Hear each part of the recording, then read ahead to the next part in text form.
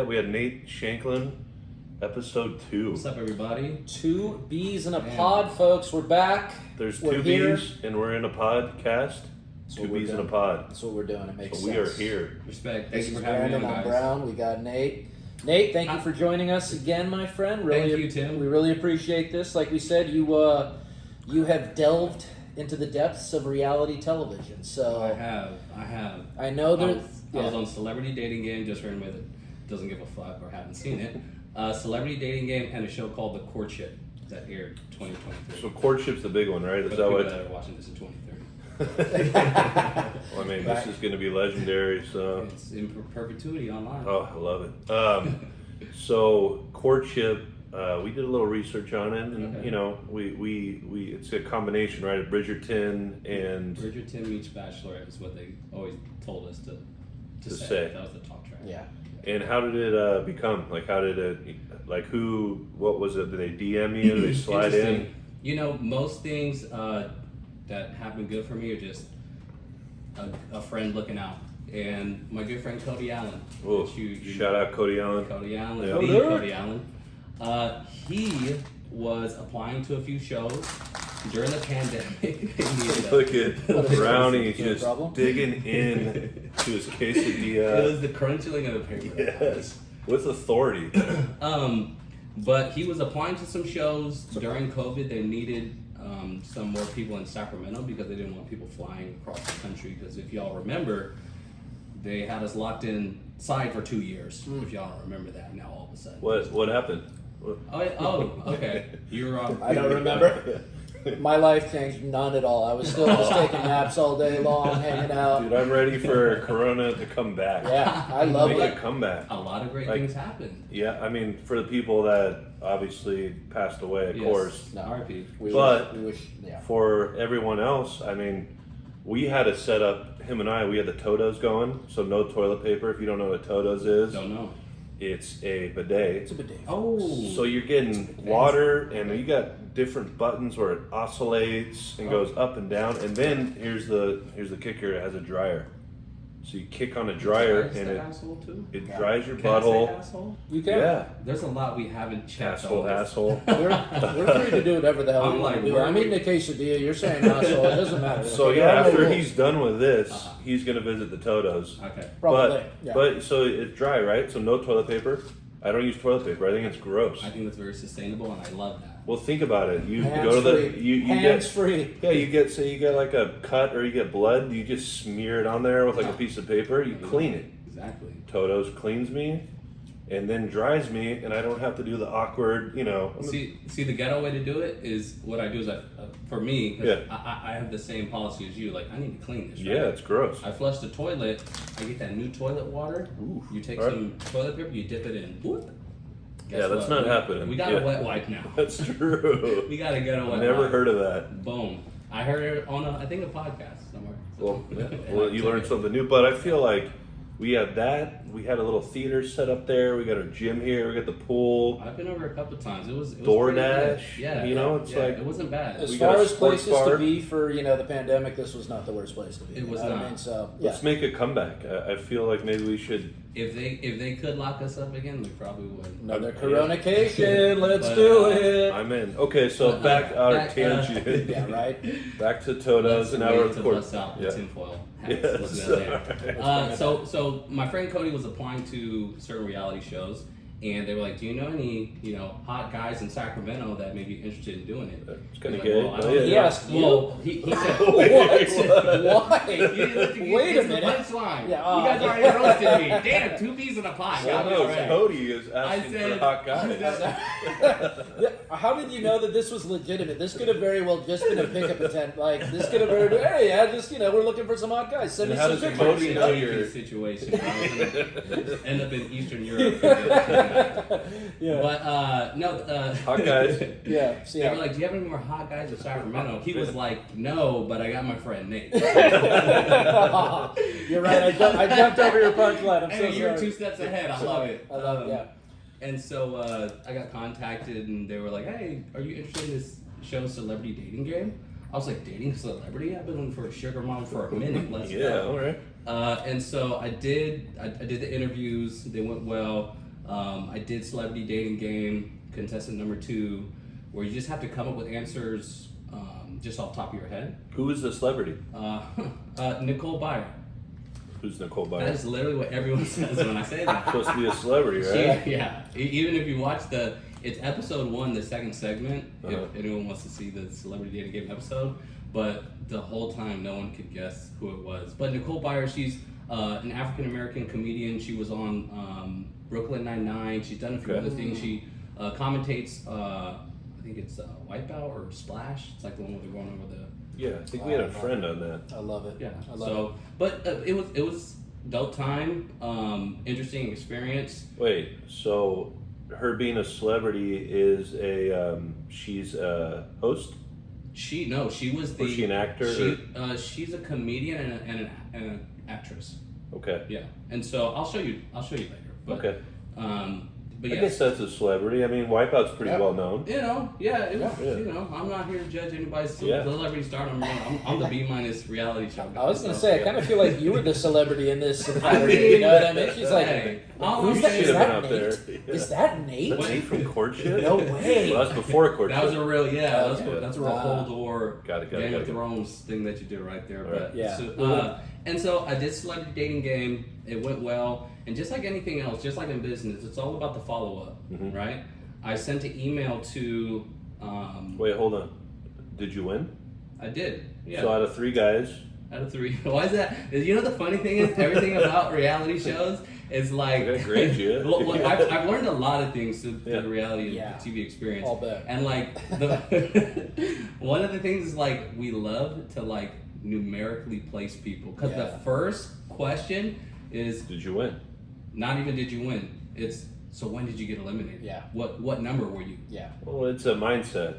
You know. It is a mindset. Yeah. Mine like, did you win? If not, then it sucks. Yeah, right? That's because you're what Talladega Nights type motherfucker. If you're not first, you're last, Oh, right? yeah. Okay, let's go. I respect Ricky that. Bobby all day. Shout out Let's Ricky go, yeah. Bobby, Exactly. Yeah, right. Dick Bobby. He's the man. And so Dick Bob. Thanks a lot, Dick Bob.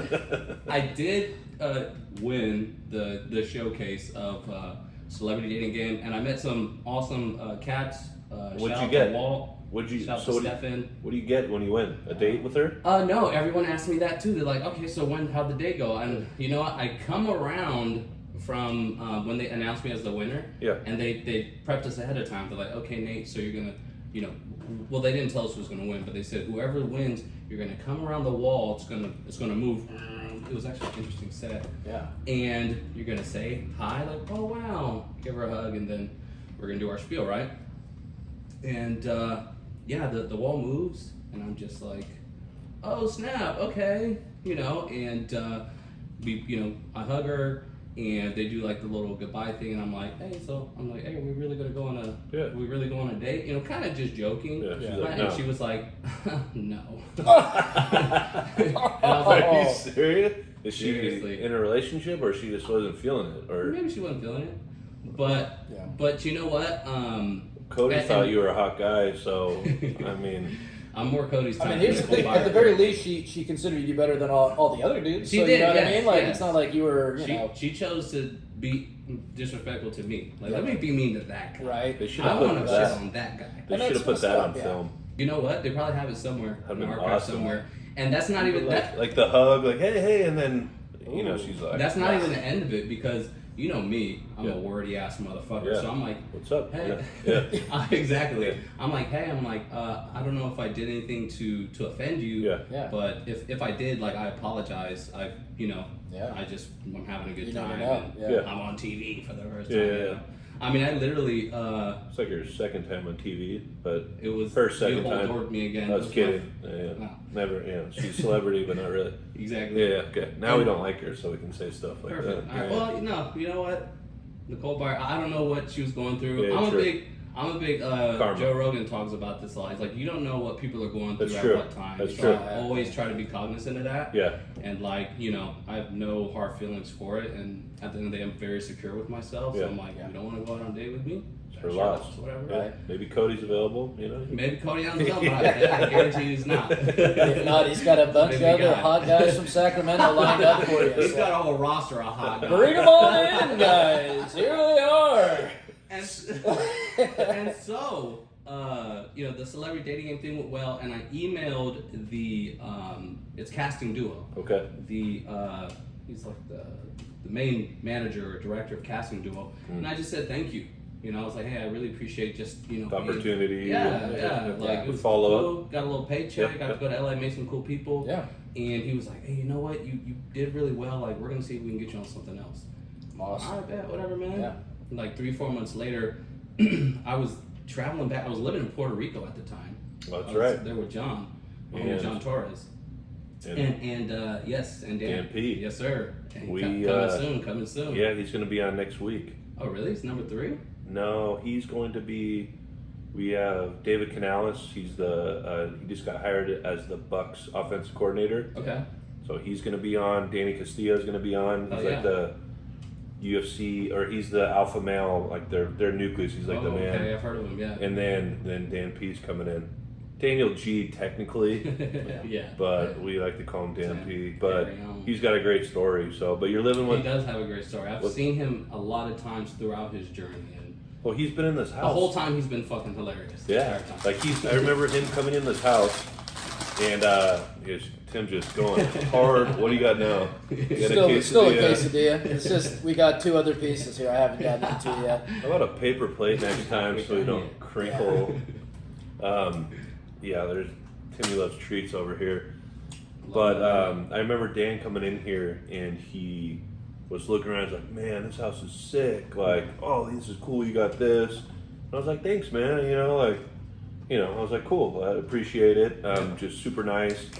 And now he could buy like 50 of these houses. Yeah. You know what I mean? Yeah, So it's cool that he's evolved. I've seen the evolve that he had nothing. He came over here, had nothing, but was the same dude.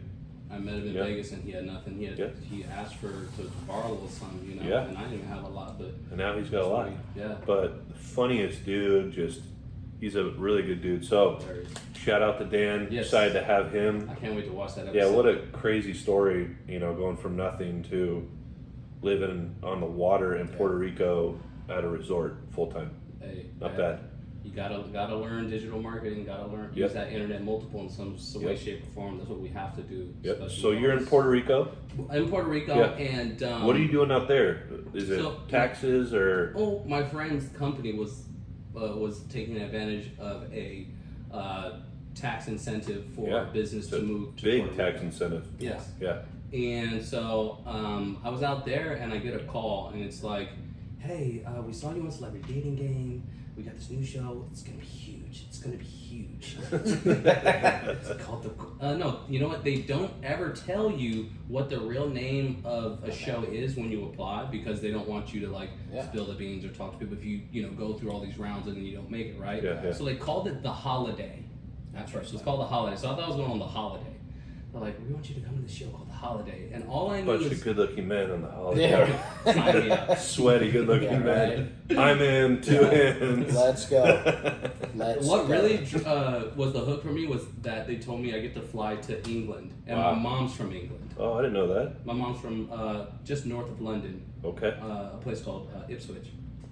Excuse me? Mm-hmm. Ipswich? Mhm. That is amazing. I've never Yeah. heard of that. Yeah, it's actually, I think... You heard of it? Yeah. You heard of it? Ed Sheeran's very closely from the same area. That's an interesting name. I'm in. Yeah. I'm Yeah. gonna go there now. It's a beautiful, beautiful area. That's where my mother's from. So have you been there? That's cool. Have you been there before then? Yeah, England? we've gone on 2 family trips Okay, to the UK. cool. And you liked it, obviously. I love London. Yeah. London's So you're sick. like, all right, I'm in. Before Yeah, Yeah. I'm in. holiday, who cares? Yeah, what the holiday, Yeah. whatever, the vacation, I don't give a shit. Yeah. Like I'm doing it. Yeah. You're gonna pay me, and I get to fly to London. Like let's do this, right? And so you go through all these interviews, Questions, and honestly, throughout most of it, you're like, you still may not get on. Yeah. Because they're interviewing way more people than they need. Yeah. It's just like any other. It's like a recruiting principle. Yeah. Kind of segueing to staffing and Yeah, recruiting. yeah, It's like yeah. you need 10 solid candidates if you're looking to hire 3 or 4. Mhm. You know what I'm saying? So go through all the interviews and they select me, and so I get geared up and I head to London, and then we go an hour and a half north to York, England, and that's where it was filmed. But again, so just going back to the thing that got me on the courtship was just a good friend looking out for me, and it snowballed into another thing. Well, and Well, we're not snowballing on here. That's totally different. Is that it? Oh, you don't know what snowballs are? No, we don't want to know. I don't know if I want to bring that up here on the podcast. Okay. We're trying to get on YouTube. We'll wait for so- two bees in the pod after dark. Let's just, Okay, I mean, Well, Urban Dictionary it's an is your friend, important lesson is you got to follow up. That little 100%. email and just being like, hey, thank you for the opportunity. Exactly. What did it take you? 2 minutes? 2 minutes. And now you're on Two Bees in a Pod podcast. I know. mean, made The it. pinnacle. Boom. The pinnacle. You made it. You know? Hey, do you want the rest of this quesadilla? I would like a bite. Yeah, please go ahead. One bite? Yeah, please take it. No, that's what I'm saying. I don't want to be the only one. Brandon, feel free to. So yeah, like I said, so now I'm a very big reality star, and Yeah, well, B minus, but you know. Oh my god. So, I'm have keeping you- this now. He's a big reality star. Can you sign this quesadilla for me, Nate? I got it. But The question is, have you ever been recognized like Al, like yeah, quite frequently, or like probably around here, right? Because they in did a bunch of Sacramento press. for sure. Yeah, yeah. Yeah, in Sacramento, I've had people come like, "Hey, you're the guy. You're Nate." Yeah, yeah. I'm like, That's awesome. "Damn, that just happened." Is Yeah, that pretty cool though? Was it? yeah, it was cool Yeah. for the Yeah. first few times. And you got the same story over and over. Like, how was it? Like, Exactly. Yeah, And like, here we go. and No, it's it's cool a the great first experience. time. Met some awesome people, yeah. Yeah, but you and- met some awesome people, right? Yeah. Man, the Yeah. fucking best. Yeah. The dudes on the show. It's Oh man, here we go. Yeah, right? again. I mean, the dudes on the no, show. right out there, no Dudes homo. every time. I mean, I'm not trying to give you this bait. I mean, you're taking it. the young lady on the show, she was also cool. She was also there. She was also She was there, there. folks. Let's just But throw the her. guys. Let's were- get back to what we're really here for. The rods. All right. So tell me about these sweaty hogs that go around every day. What was really going on? Let me tell you. So one shower between all you AC, guys, or what's going on? AC turned off in the heat of summer.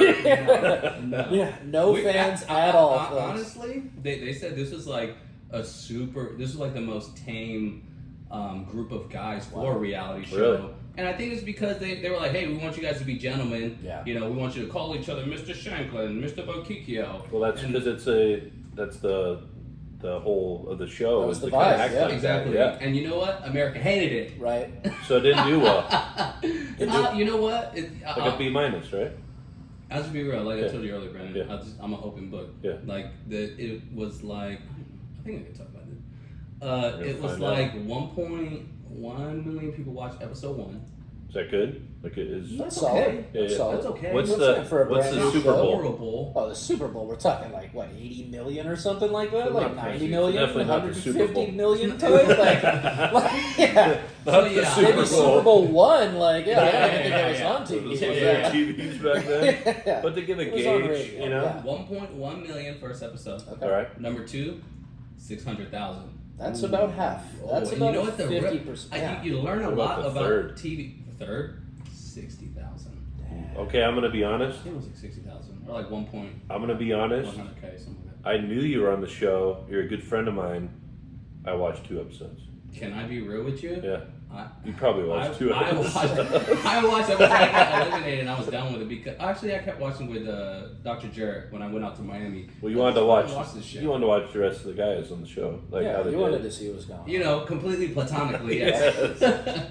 You wanted But to no, see you- the swim days more than anything else. But you know what it You got was? buddies there, and you want to see who won. Exactly. And, it's Sweaty. Yeah. interesting. I'm getting like inside, Just getting all um, riled up, commentary just on what's watching. going on, all the dudes that are, whatever. But, so yeah, I learned a lot through that process too because I saw all the producers and everything start panicking in the digital marketing. They're like, all right, guys, we need you guys to post. We need this. I'm like, all right, man, I'm posting this shit. Like, I don't know what you guys want me to do. The first 2 shows were edited in a way that honestly, like I said, I watched it Yeah. and I'm on it, and I was like, I want to turn the channel. Well, so I wonder. I always Just wondered being real. this when you guys shoot an episode, right? Episode 1, how long does it take to get it edited to go live? Is it like, what's the lag time? Is it a week, 2 weeks, days? I'm not sure, but I'll tell you, this is how they shot, is that each episode was a day. So you think we're there for like 3 months, but actually, you they wake us up at 6:30, 7 a.m. Mind you, they had security, so we couldn't leave. Yeah. No clocks in the cottage and stuff. They kind of jail, separate you folks. from society. Yeah. Because I mean, they want drama. They kind of want stress. Not to say Yeah. that it really No works. TVs, no nothing, TVs, no phones. No phones. Yeah. Wow. The right when Wow. the first episode, man. The first episode, everyone was staying in a hotel for 14 days to quarantine because we're going through what? Yeah. COVID. So I got a Shout video out on COVID. Shout out COVID. Thanks again, C19. Yeah. Thanks again. And so I got a video of me in a hotel room, like fucking using these bands, like Yeah. With the other guys just in no, there. just me. No. No, I mean, that's you gotta get it in where you can, right? Yeah. So Yeah. the first 14 days they have us quarantined, and then we go to the first episode. They get us in this, this outfit. They create your character. Yeah. That's another thing that I learned about reality TV, is that There's a narrative. There's a narrative. Yeah. There's a narrative. They've cast you for a certain character, Yeah. and they're that's the shots that they want to get. That's the business. You know what I mean? That was going to be my question too, about more so, because I think that's an experience that no one really truly knows about. We hear about it, but like you have to go and see it. Like you're an actor at this point, you know what I mean? Like there's, all right, we're going to go for this storyline here, and that kind of thing. I think it probably takes a lot of people back at first. You're probably Yes. like, what's going on here? I have this. I'm It's just de- me. I don't it's- have to be this guy that you want me to be. It's right? definitely something that you kind of have to like get into and recognize what's going on and see what they want from you, because Yeah. if you don't, that's when you get eliminated. Yeah. And Christian Combs, who was on the show with me, he's the gender fluid gentleman that came out Okay. while he was on the show. He was on The Bachelor Columbia, and the last like week I was there, he's like, Nate, like we're in the cottage, and he's like, this is what you got to do. You got to be the character that they want.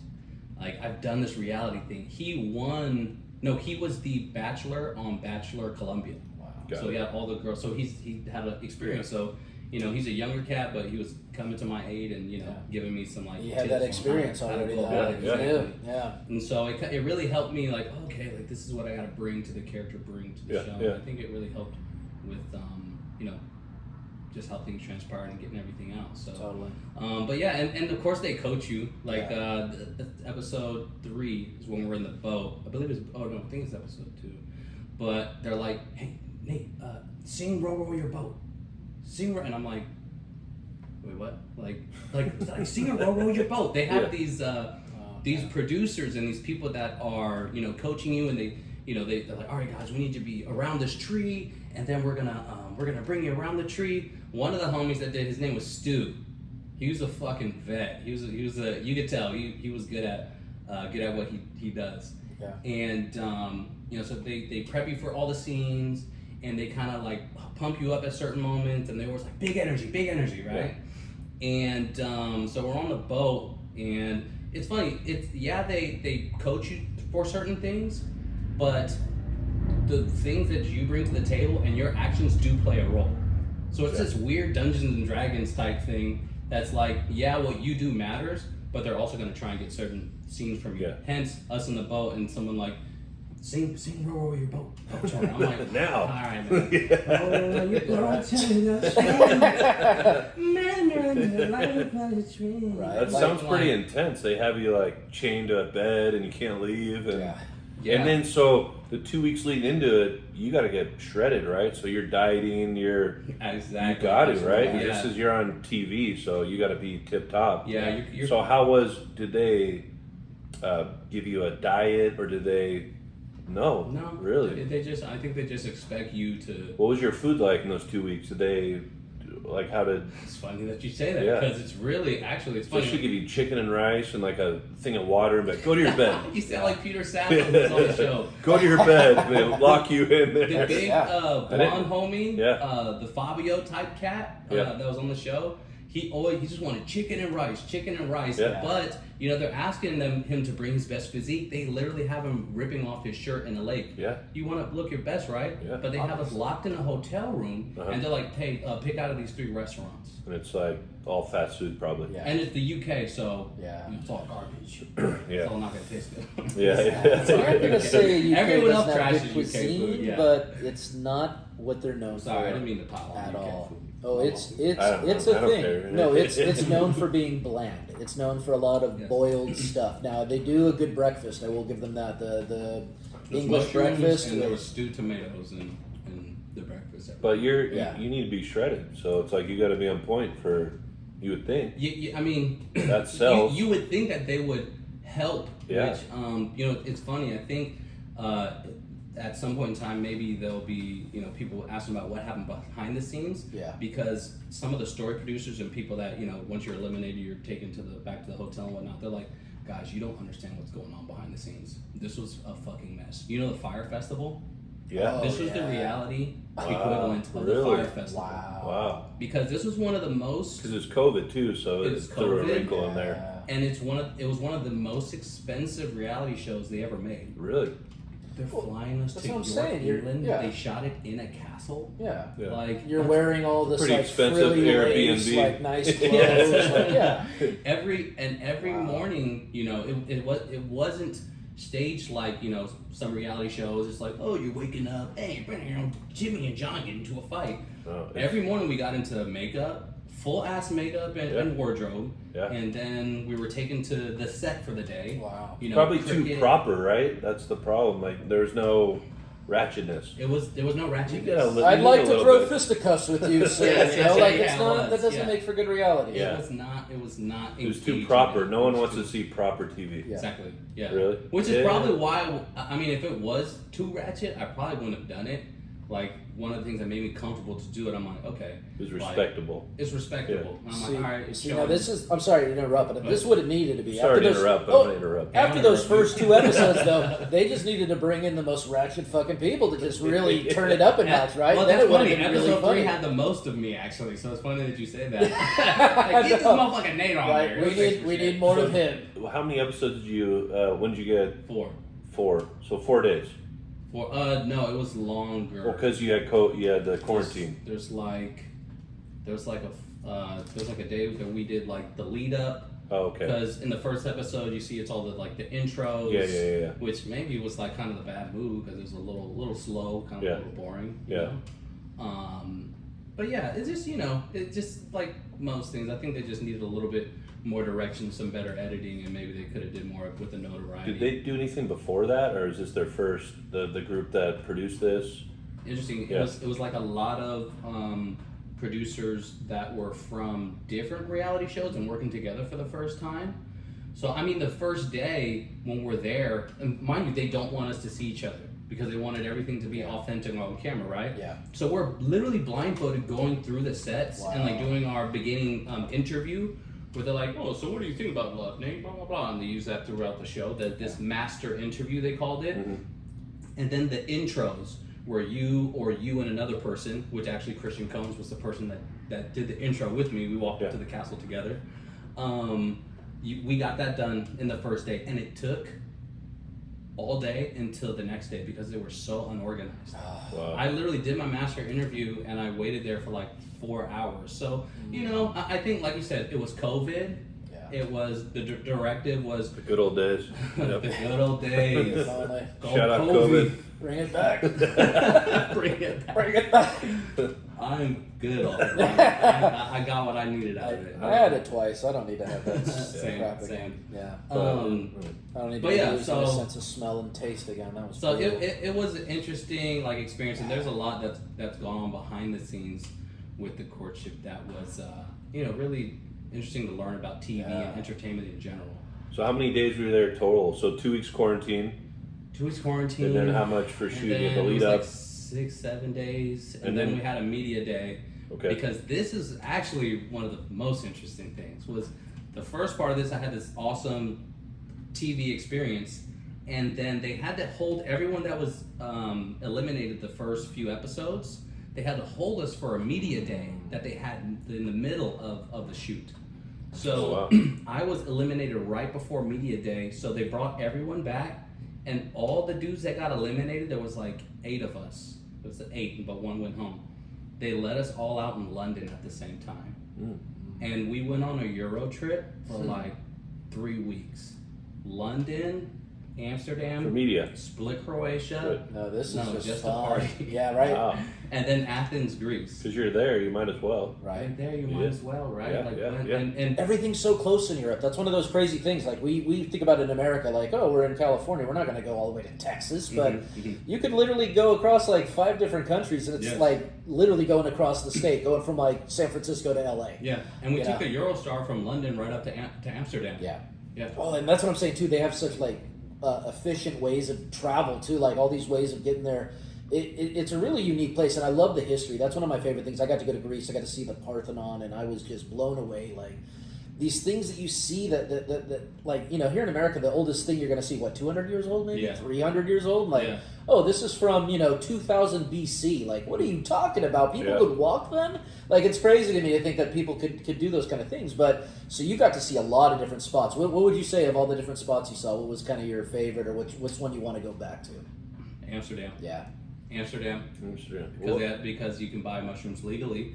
And also, we would go places and we did like the gondola shit throughout Yeah. the whole city, and it's like, So you yeah. probably ended up losing money on the whole thing because No. you're No, they they paid like pretty solidly. Nice. Okay. Yeah. Good to know. I was like, okay, like, you know, they're paying for everything there, and then you're getting a pretty fat check per episode that you're on. So you want to last longer because you get paid out. There's a lot of different like yeah. Even more motivations. incentive to follow along Yeah, with. Smart. So yeah. there's not going to be a second one. No, No. they wow. were fronting like there was going to be a one in France. Yeah. Like we're getting geared up for. Yeah. But you know, when the ratings come in and they're Yeah. just, you know. Trust me, if Right. Americans aren't happy with British, they're not going to like the French version. Oh even my more, god, you know what I mean? Like, way worse. let's go ahead and make let's go ahead and I'm weak. like that's just not typically the way to go. But yeah, no, like I say, I love it over there. I think it's so unique, all the different spots. I haven't been to Amsterdam myself. I think I would enjoy it as well. But We went to the Parthenon. Me, Dr. Tim from the show, the homie that did the flip. that's right. Yeah. Did you And see Charlie the flip? I saw Mumbrad. I saw parts. I remember I saw a few different. Basically, like I said, I didn't watch the show, but I always look for clips that he was in. Like I always watch his stuff. But I'm sorry, you were talking about who was it? You guys were all together. Dr. Tim, Yeah. Charlie Mumbrad, and yeah. And so you guys were all just. Oh, and Captain Kim, us Nice. 4. We all went to the Parthenon. Oh. We may or may not have like dropped a little Yeah. something. You can say you did mushrooms. Yeah. Yeah. Did Athena talk to you? Did she come out of the clouds? Or Yes, I believe that was a Greek god actually. Well, living that's there. big right now out here in California. I mean, Mushrooms? yeah, that's the next thing. Dude, everyone I talk to, I've never done it, as I'm one of those guys that'll be like freaking out in the bathtub, like Yeah. overheating, or I'm just that guy. What makes you say that? I'm just that guy. I take anything, and it just always hits me hard. Or all the side effects, I get all of them. So I'm that guy, and I'm already going into it mentally thinking I'm going to freak out. I'm Yeah. definitely going to freak out. But everyone I've talked to, it's really like changed our lives. They're like, dude, you got to try it. Like that's all we do. Yeah. Because you don't get hungover. You know. That's I mean, I definitely think psilocybin is a great medicine Yeah. that people can tap into. It does a lot for anxiety, it does a Yeah. lot for depression. Yeah. There's mushroom therapies that you can do Yep. that can help people create different neurological pathways of dealing with certain things. Yeah. And I did a mushroom therapy actually, and it helped me out, I believe, a lot with kind of getting over some things and Yeah. putting some things behind me. Yeah, it is funny. If I'm not mistaken, like the beginnings of that drug was used by, I believe it was like psychiatrists trying to get people to open up, and therapists, like getting couples to open up and talk, and because it is one of those things that it allows you to kind of articulate different things that you didn't think about before. Now, I like Brandon, I've had some bad trips, but that was because I did too much. Yeah. And I did, the new thing I'd say is this, people talk about the microdosing, right? Yeah. Doing a little bit of it. And I think that's the key with that kind of thing is like, You do too much of that, and you're in trouble. You do too little of that, okay, you're fine. You know Yeah, what but I mean? you do Like, too much Tylenol and you're going to be in Yeah, trouble. but- You know, but Yeah. not freaking out, but that's what I'm licking the saying. wall. But you know? yeah, like The you. snozberries, like snozberries. But you're talking about taking like a whole thing of Tylenol. You know what I mean? Like Yeah. it's tougher with because you don't know sometimes how potent these things are, right? So Yeah, that's what I'm saying. Like, exactly.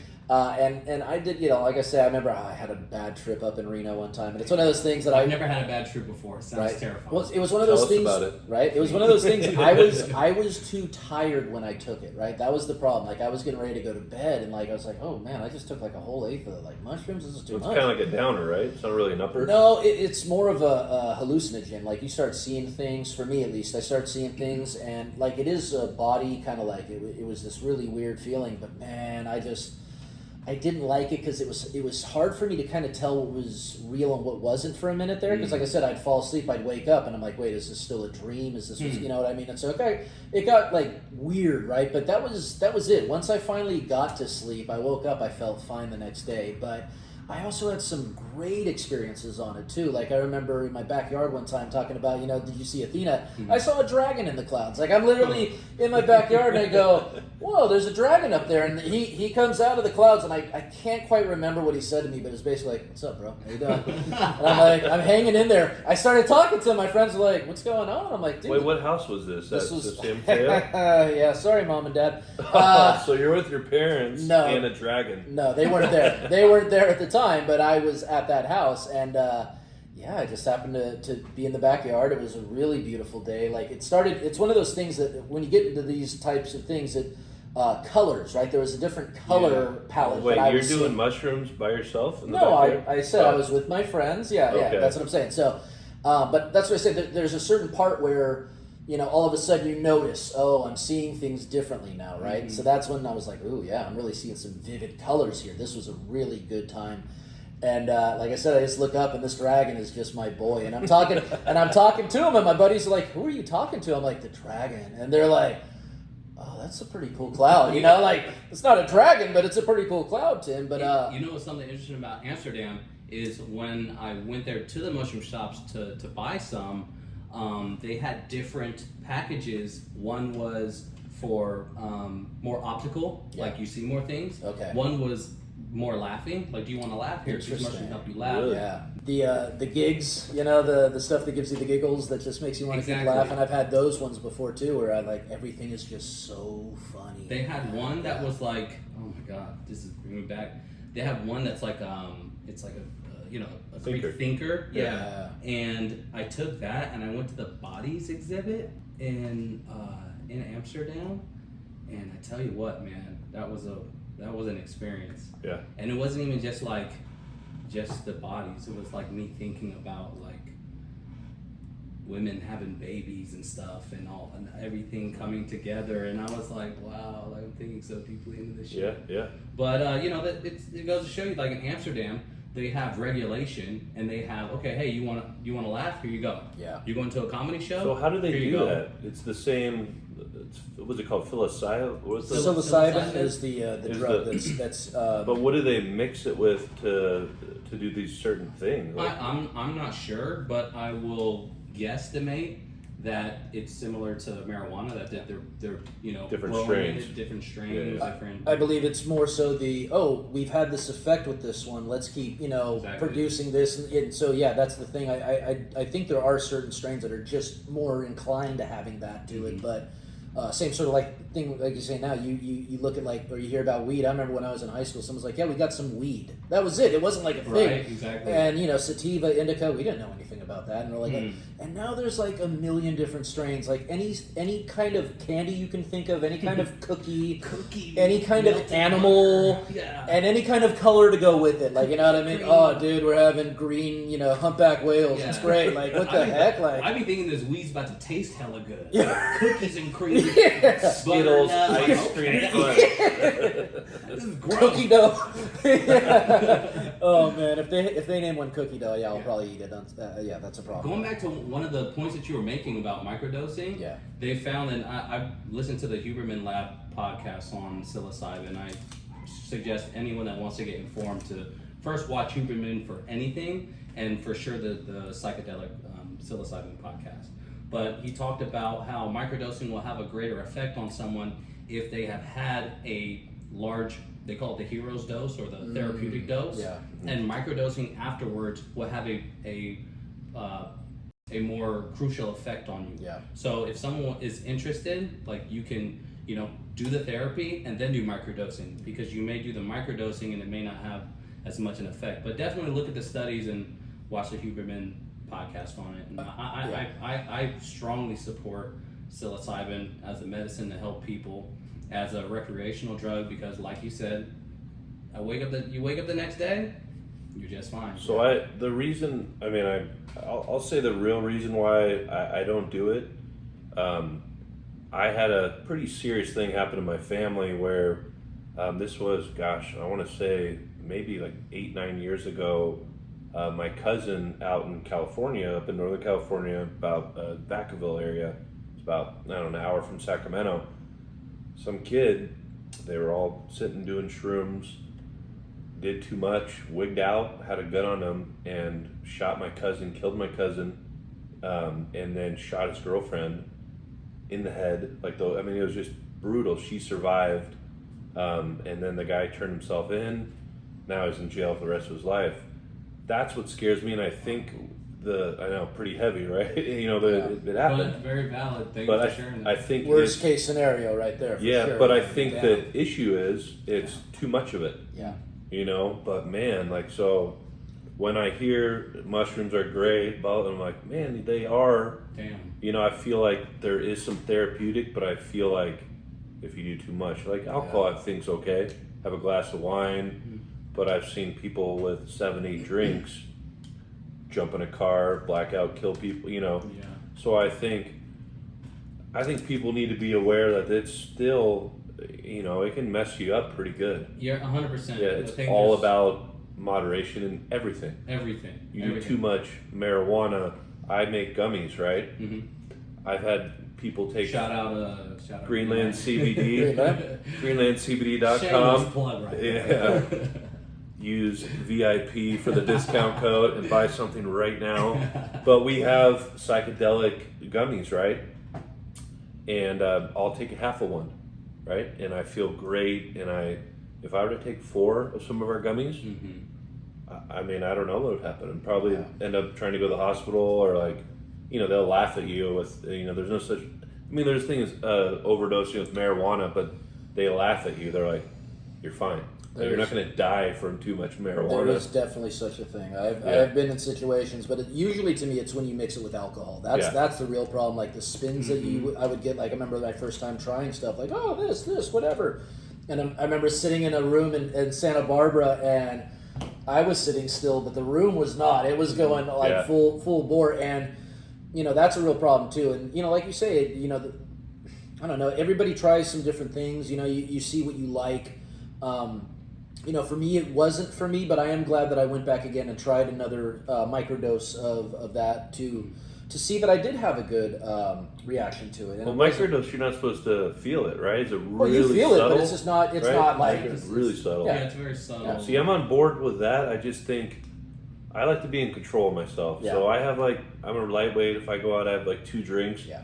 I start losing who I am, and I stop right away. Yeah. And luckily I have that, because some people, I've never blacked out. I don't know what that entails.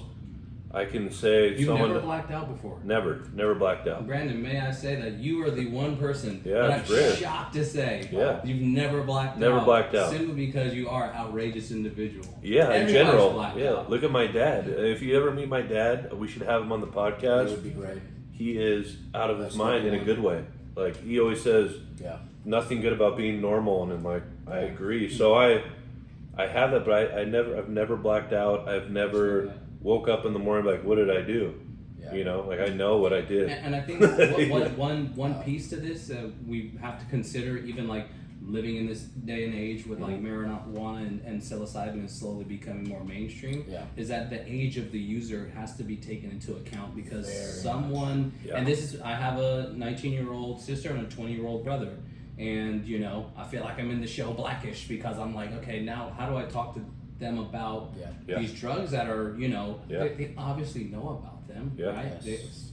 shit, they for sure doing them. Yeah. But you know, the developing mind has. I agree with that. It needs to go through its natural process, and marijuana damages it. Yep. Yeah. I follow a brain doctor that constantly talks about the reality of marijuana use and also psilocybin. You know, if you have a developing mind, I'm pretty sure that we need to either, you know, have some type of regulation, have some type of, you know, law where maybe you don't have it until 24, right? Yeah. Maybe you don't smoke. I don't think you should smoke marijuana until you're, I think it's probably 25, man. Maybe a little bit later. Yeah.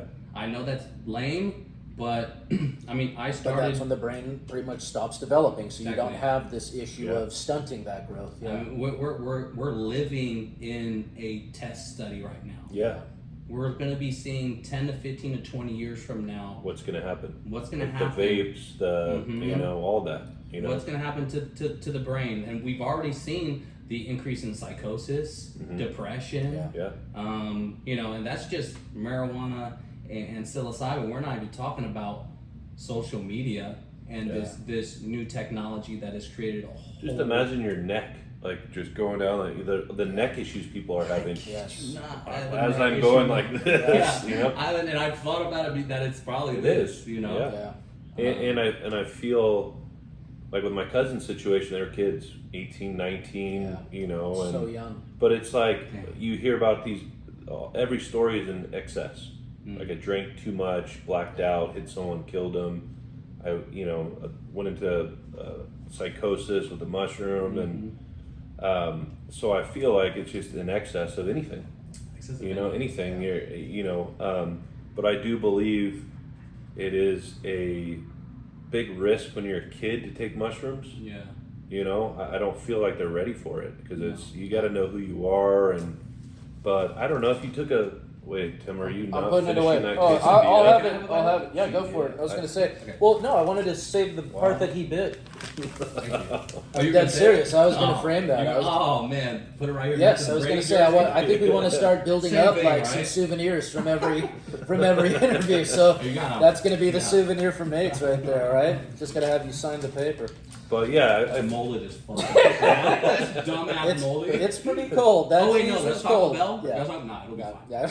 It'll look the exact It's same. actually walking away right now. That's crazy. How is that possible? None of it was alive to begin with. How is it now alive? But- okay. So another question is: so you're done with courtship, right? Yes. It's filming. You come home. What does your DM situation look like? Are you talking like 50, This is 100? This is another interesting thing that you learn. It's like just from my experience of all this. Yeah. Like people, as soon as they see you on TV or they put a value on it, right? B And minus. B minus, Yes. C plus. Like we just did. Yeah. And you know what? It just increases probably my sexual market value. And shout out to the Rational Male. As soon as What's that? The Rational Male is a book that I'm not sure the author, but it talks about male and female relations. I think every man should read it. Really? Okay. Yeah, it's called The Rational Male. Do you know the author of that? I do not. I wish I could say the author and sound really smart. Yeah. Well, you got the You're good. title. You're good. So it's good. 50%. Yeah. B minus. Maybe I was 50% on courtship too. Yeah. All right. So. Girls kind of see it, and the DM situation is. You talking about pops off. 150,000? Like what do we? You know what? Guys' DMs, even with being on TV, I think a guy gets 15 DMs from females, and that's pretty fucking good for a guy. Yeah. Women 15,000. of all sorts get 15 million. Anyway. yeah, a day. So honestly, fairly significant. Like I noticed like higher value type females popping at me. But at the end of the day, kind of after the show, I'm just kind of focusing on, just being there for my family, starting the business that you've helped me kind of snowball with Pure Heart Staffing, and just Shout out Pure Heart Staffing. Shout out Another Pure Heart plug. Staffing, David Pridgeon, my business partner. So the DM situation, nothing crazy. Any celebrities? Any? Because I hear a lot of the celebrity, big A-list celebrities, they watch this stuff. like the Real Housewives of, You know what? I hear it all the time, so I wonder you get some weird DMs. I'll tell you that. Yeah. You get some weird DMs. Everybody on the show was like, "Hey, did you guys get a DM from that couple that was like, hey, we'll fly you out, let's all party together, and we're gonna choke you." Yeah. That's for sure what's gonna happen. Yeah. They lure you in with a threesome. Yeah. And then you're dead. Yeah. I mean, on the show they put a blindfold on you. You're okay. If these Yeah, guys yeah, put a blindfold on you, you don't know what's going on. Yeah. And so now, done with the show, and now you have a staffing agency, pretty successful. We're growing. Yeah. We're scaling. That's awesome. We're at the scale phase. So I'm happy about that. Have you used the contacts from the show, or has that happened at all, or is it just all organically from? No, not really. Just organically and, Nice. and doing business face to face, and kind of. I was watching a video today of the president of Shopify, and it talked about a business is not started by having an 80-page business plan and then following it to a T. Yeah. It's you have an idea and Adjust you and- exactly yeah. you figure something out, you learn something new, and it's kind of like starting with Medline, then joining the CTA, and Shout out Cameron Nas. Yes, is that how you say his last name? I don't. He's literally my best friend. I still don't know how. Nazem and Zada. Zada. Nazem Zada. Yeah, not See, I don't Zada. even know. Nazem. I used to do names. That was sort of a thing. Like I'll tell you, I get. Cameron Nazem Zeta. I'll never get it wrong. I do like. I'll get it wrong in 5 seconds. Yeah. No, like I You're love a face it. guy, not a name guy. Yes. Yeah, right. No, I love it. Like I'll Football be head trauma guy. Yeah, right. Yeah, I'm a bartender server, and like so I'll get a lot of credit card slips, and anytime there's a last name on there, I'm giving it my all. I want to make sure I get it right, because I always tell people no one ever That's gets the my tip. last name wrong. It's Brown, so you know what I mean. I want to get theirs Tough right. one.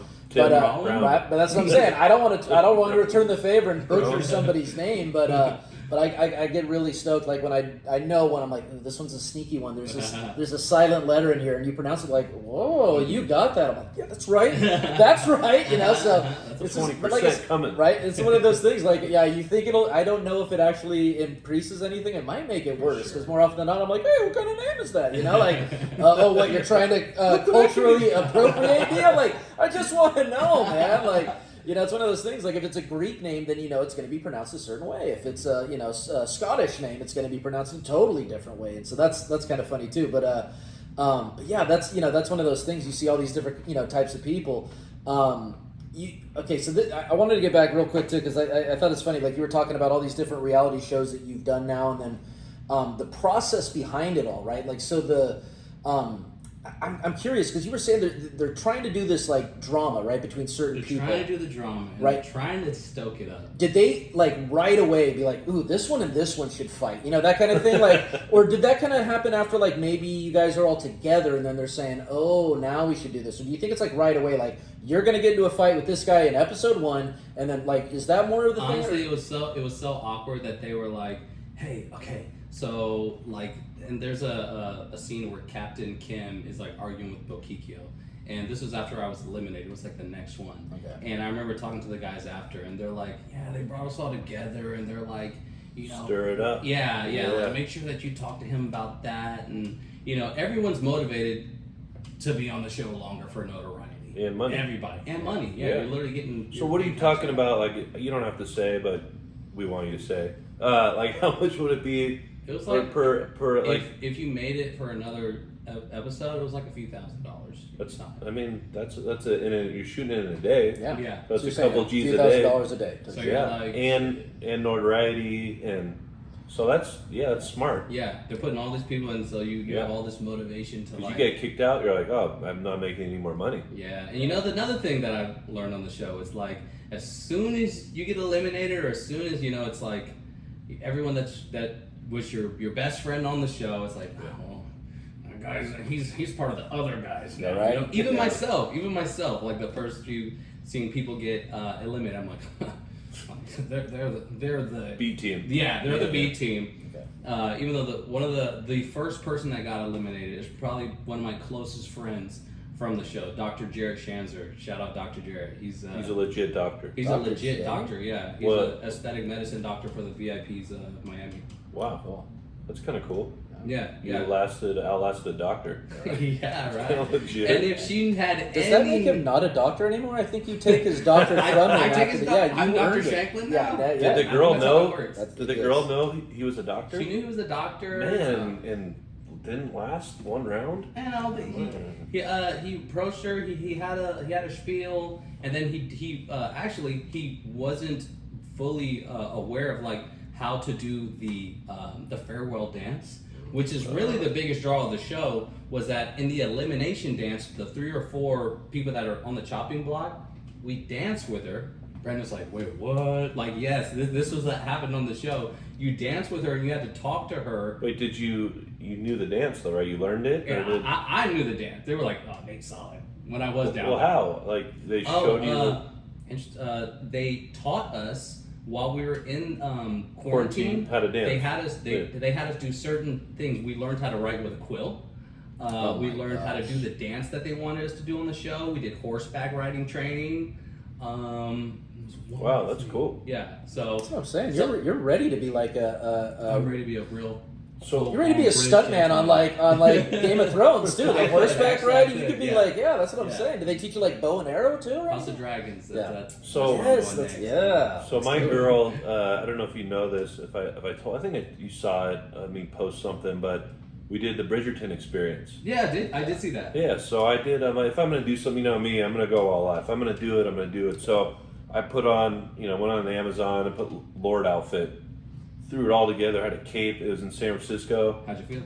I kind of liked it. I was Yeah, like, right. all right, like walking like Yeah. through all the homeless people. It just has a Lord. I'm like, yeah, I'm a Lord. yeah. Well, it's Move aside, peasants. It's Oh, San man. Francisco. Yeah. It's Move disgusting. aside.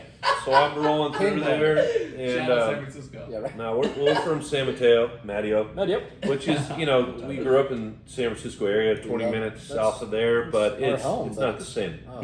So I'm walking through there, it just smells like shit. There's piss everywhere. There's needles. But I'm just rocking the Lord outfit. And we get there.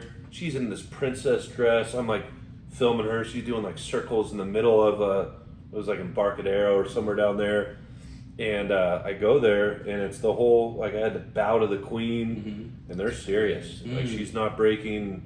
And I'm like, all right. So I have a cocktail, and I'm like, all right. So I do like the whole thing just on the whim, making it up, and then we go and do a dance, and it was cool. Like I felt like as soon as you put on that outfit, right, you feel proper. You feel like okay, it was cool. It was they took it really serious. Yes. It People was in that type of like the medieval. Oh, yeah. The Ren Fair type. everybody, people, like all the yes. employees. Yeah. They're hi Lord, Yes. Lord Ware. I don't know what they said, but They want to get back to a time where there was no black people. So it's like you had to go there.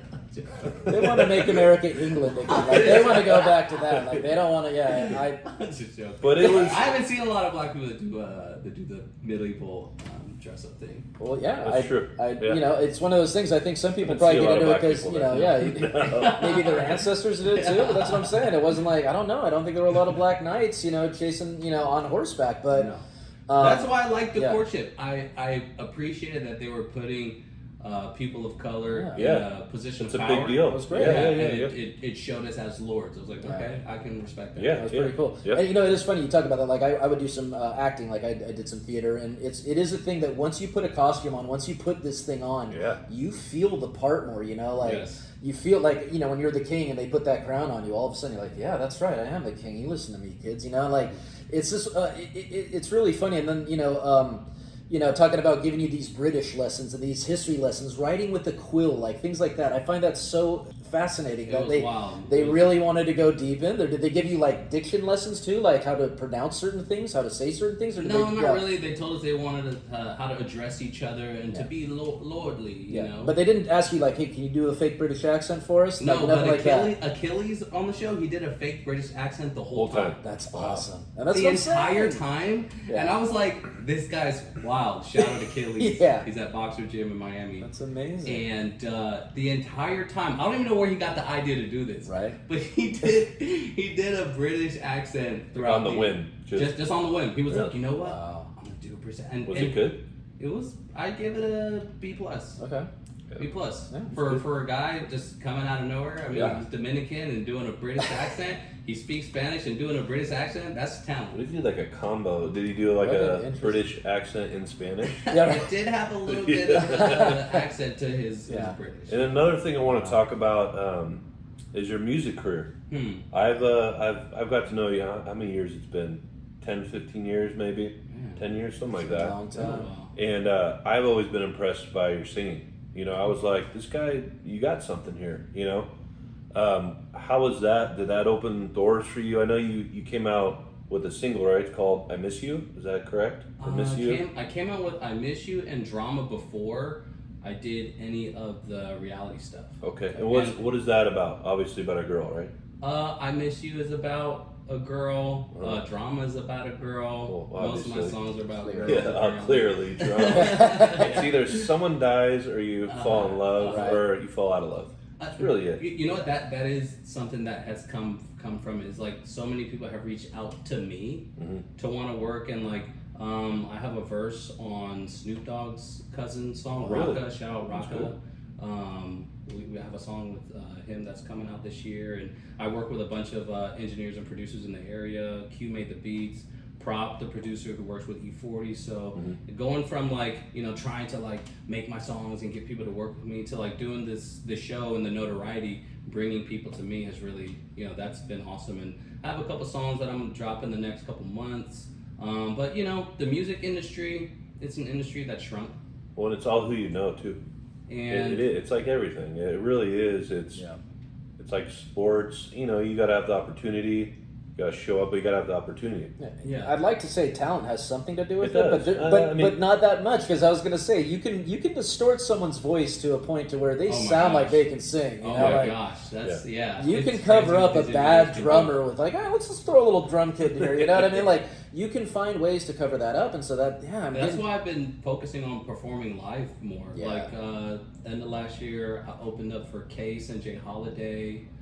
I performed at William Lamb or Oak Park with two other artists. So just kind of getting my performance shots. I'm actually singing the national anthem at the trucking championship this Nice. coming weekend. So you know, singing and performing is something that I've always had like a passion for. Yeah. And so it's funny how it's like still sewn into certain parts of my life, and I'll continue to always sing and It's your passion. it's just Yeah. it's just something that's in me. So it's just You're a natural singer. You're one of those people that I notice, like when you're happy, you're singing, you know, and it's like one of those things, like and you know, even before the podcast, we were just playing around and you're going like, you know, singing in there. I don't even know if that was the song you Come made up. on, or- my baby tonight. Yeah, right. Remember that reality guy? Wait, which one? What was his name? Come on, be my baby. Oh, you don't remember that? It was No. like this reality guy from Real World.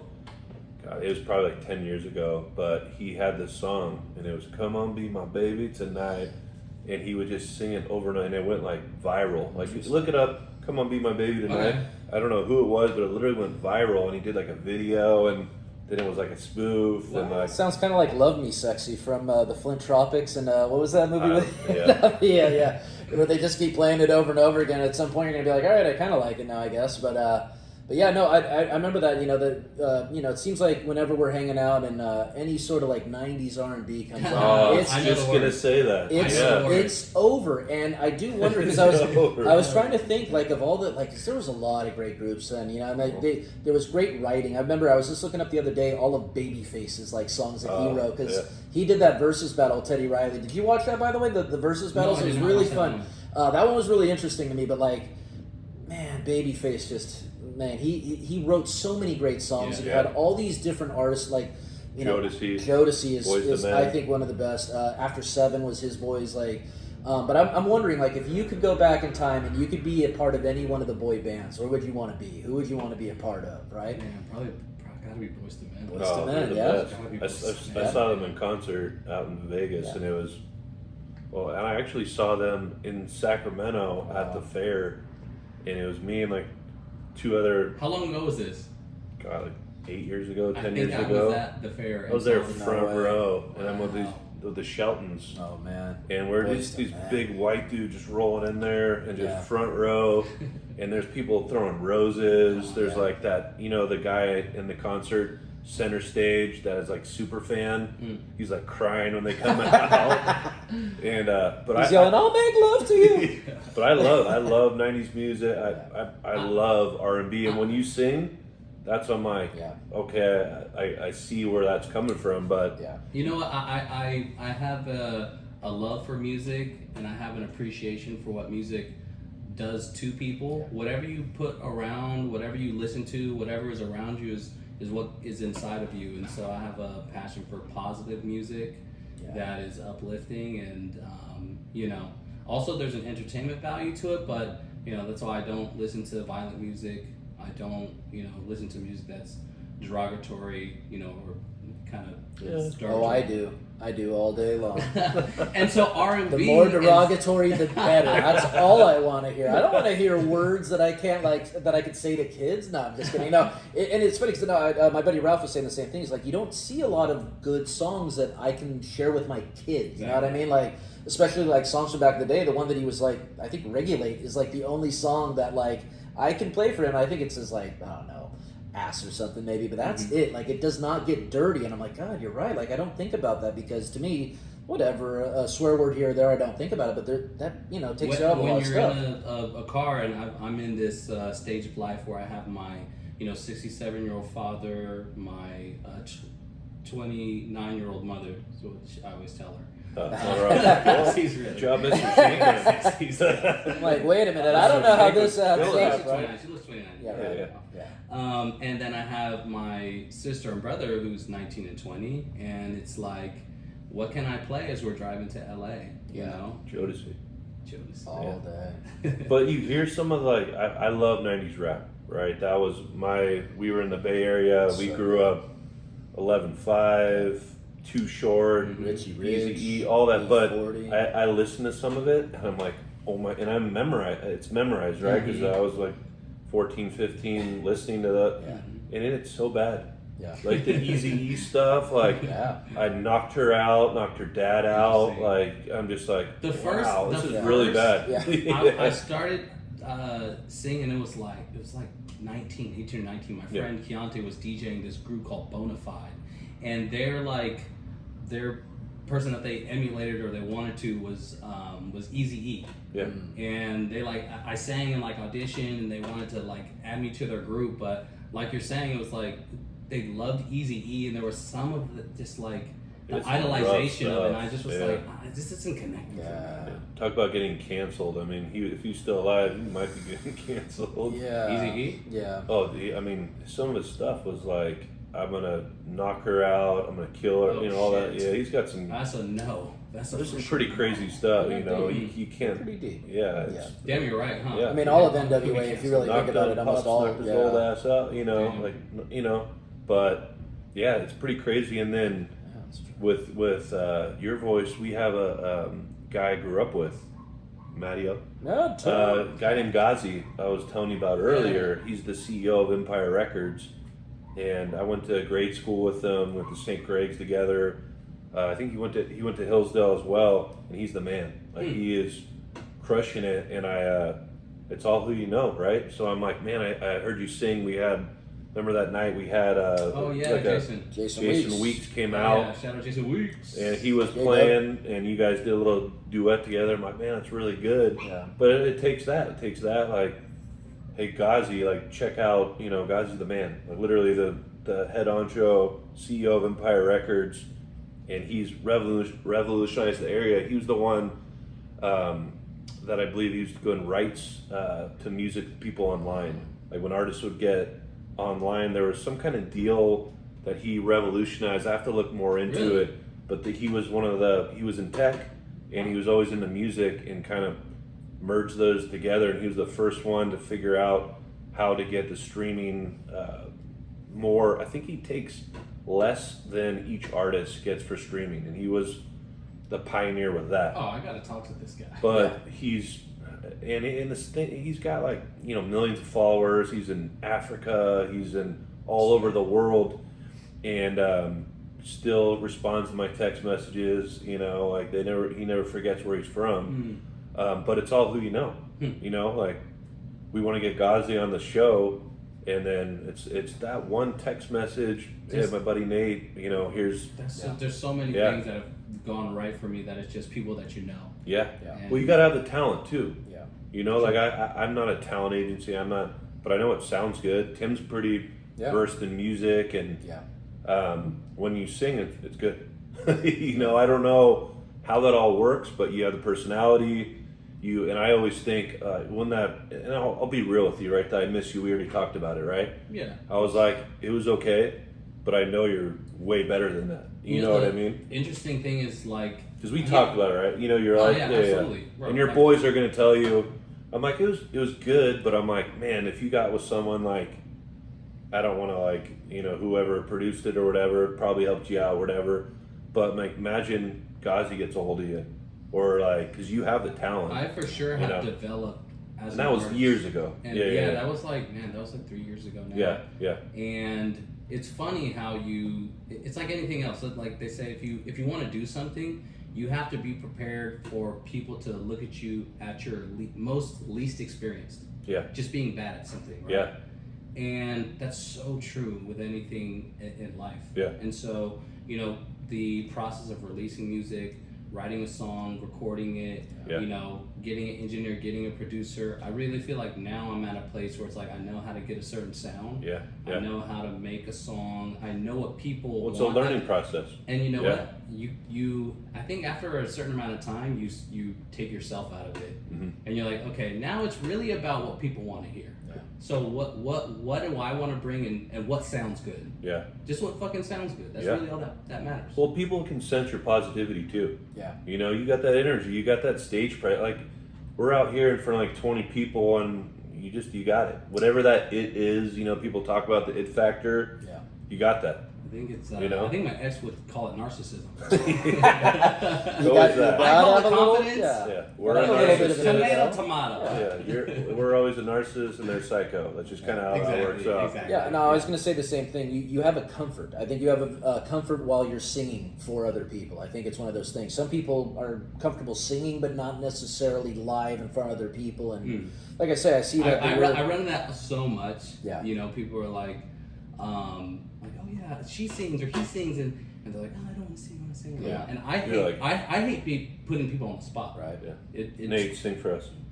I'll make love to you when you want me to, and I'll hold you tight. Whoa. Baby, all through the night, I'll make love to I you. think Tim's getting kind of excited Whoa, over here. whoa. But you got to do that. Keep- You got to do Keep that. doing what you were gotta- doing. Yeah. That's right. Anyway, yeah. But you know what? It's just like anything else that you want to have a talent at. Jordan could come down the court and he had 4 moves that he could do, and he's for sure going to score. Yeah.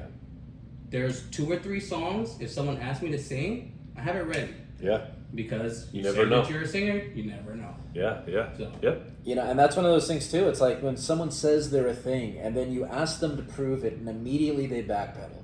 I always kind of wonder. Okay, so what are we talking about? Maybe you're one of those singers I was talking about earlier, where a little auto-tune in there, and wow, you Yeah. can really do a nice chorus. I think singing is something where you're automatically being vulnerable Yeah. Mhm. because you're bringing who you are. You're bringing the words that you're saying, and people can tell when you're singing and you don't have the emotion behind it. Yeah. Was another thing that I've learned is like when you're performing and when you're writing a song and when you're performing a song, Got to hit home. you have to actually bring yourself to that emotion. Yeah. And people can tell. So it's something where, the vulnerability of it makes people uncomfortable. Yeah. And that's understandable, but that's why you have to have this intersection that I'm at of being vulnerable and just not really giving a fuck what anybody thinks, because at the end of the day, we're all gonna be fucking ashes. Yeah. And that's honestly how I feel about most everything. So Yeah. one day I'm gonna be ashes blowing in the wind, Yeah. and there was a quote. Someone said that they said, "What you leave inside is lost forever." And so when you have those moments where you could do something and you could perform, and you don't, that's lost forever. Yeah. And I Sure. heard that years ago, and I was like, you know what?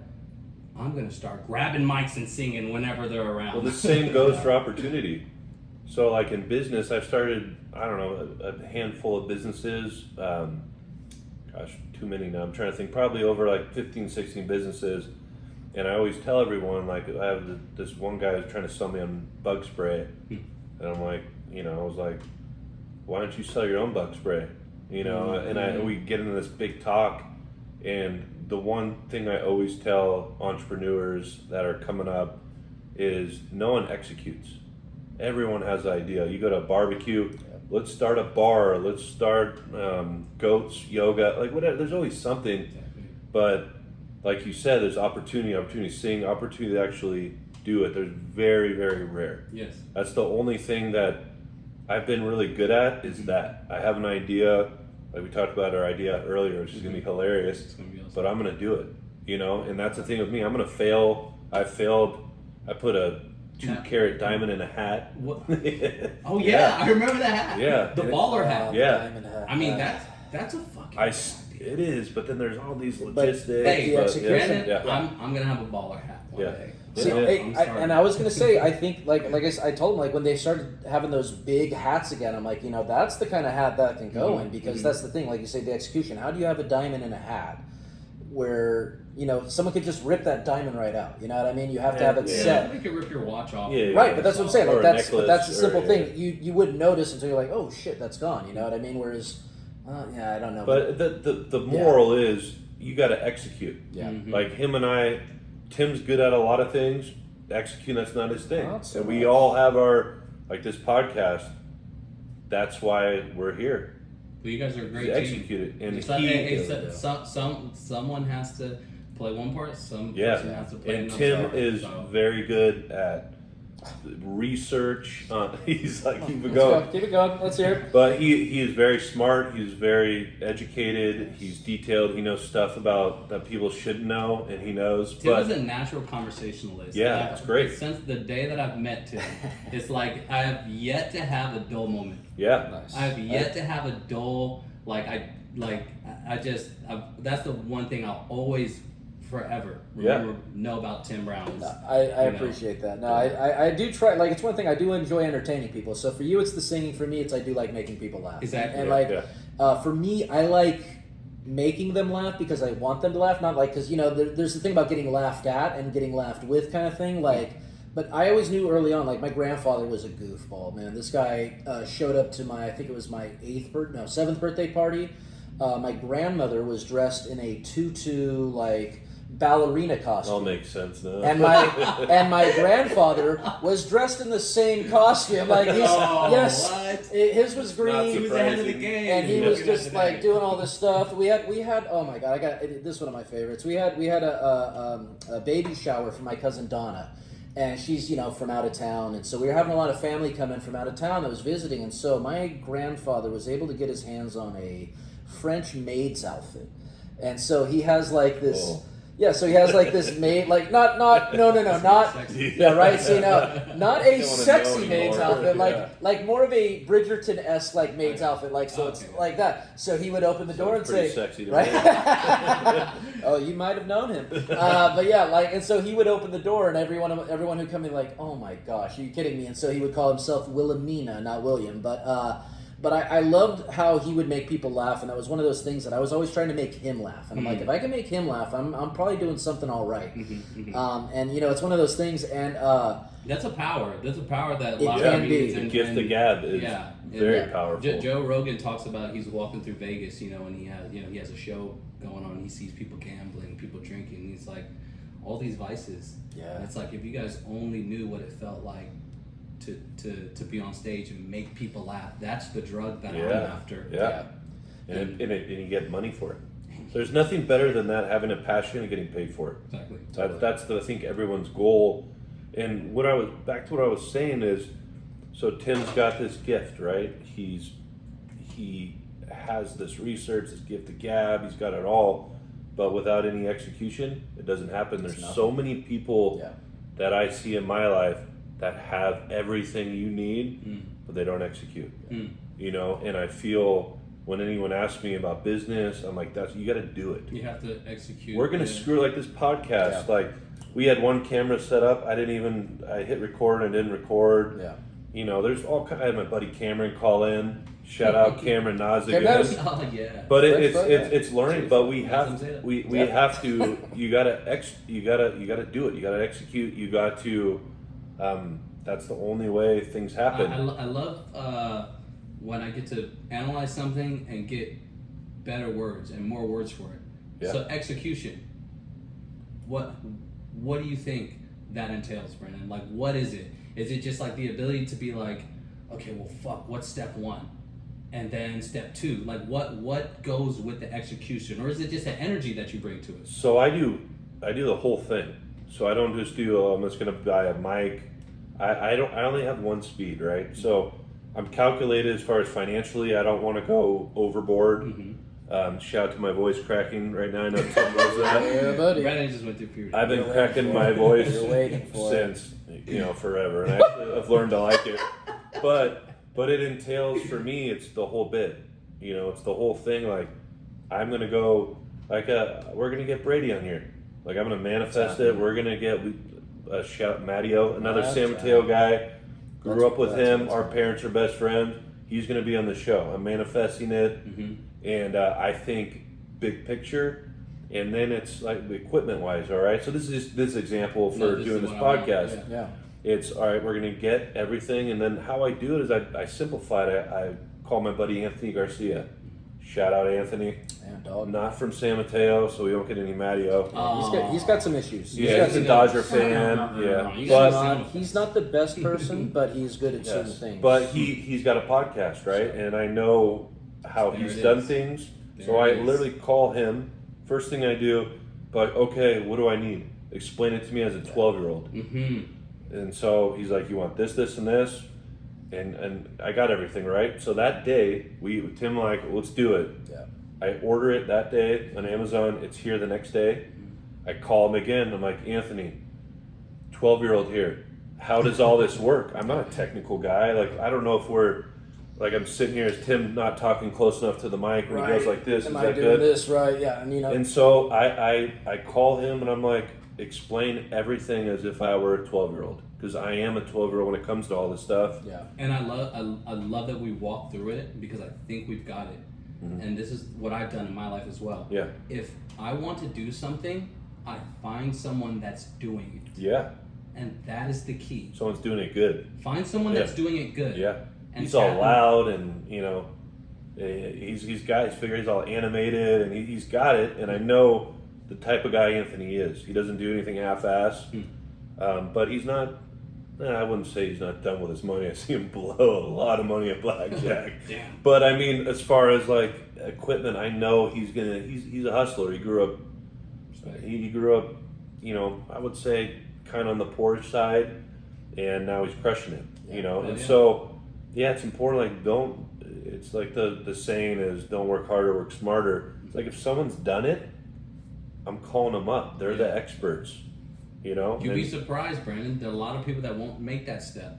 It's stupid. No, and honestly, I was going to say that is the big thing is that there are risks that need to be taken, and a lot of people are just not willing to take those risks. I am one of those people that more often than not, I can find a way to talk myself out of Oh, something. he was real trying to talk quickly. us out. We got into it. We're like, I'm like, dude, you gotta do, like, I know you're gonna do well. Out of And then- this? A Well, little I bit. wanted to do this the Yeah. whole time, but it was one of those things where I'm like, should we? Like, is this worth getting into? Because I want to do it if it's worth it. I don't want to, like, get all this equipment, we do it twice, and we go, this sucks. I don't want to Yeah. do this, but I knew we'd like it. It's just one of those things, like, how far into this are we going to have to Yeah. go? And so, Because that's true. If you do something, be aware that you're gonna have to continue doing it. Yeah. and that's So the it's like first make step. sure it's something that you love Yeah. or you like or you're doing every second of the Yeah. day like me. Yeah. totally. And that's what I'm saying. I knew that this, I said I always wanted to do podcasts. My biggest issue, once again, the risk was I always felt that, like, with doing a podcast, you should really have a focus. It should be a thing. And so I'm like, well, the problem with me is I want to focus on so many different things. And so basically it would just be me talking about myself and stuff. And I'm like, I don't know if that's going to work, but finding different ways to utilize it would be huge. And like I say, like, for me, you can find so many different reasons to not do something. I don't That's know. so true. Is the money there? And- Is the time commitment there? I if there's someone that's around me that when I talk about something, they tell me 3 ways how it could not happen. Oh, I don't. pisses me off. I'm not upset, Yeah. but you'll probably find me gravitating away towards you. Yeah. Because I don't need to know how I'm not going to do it. Just tell me how we're going to get it. I hear that all the time. On the other way, I don't. That's the problem. It's like It was before me. It wasn't Oh, beyond. it was Okay. before me. Yeah. or what I hear a lot when I'm launching a business or have an idea. Oh, someone's already done that before.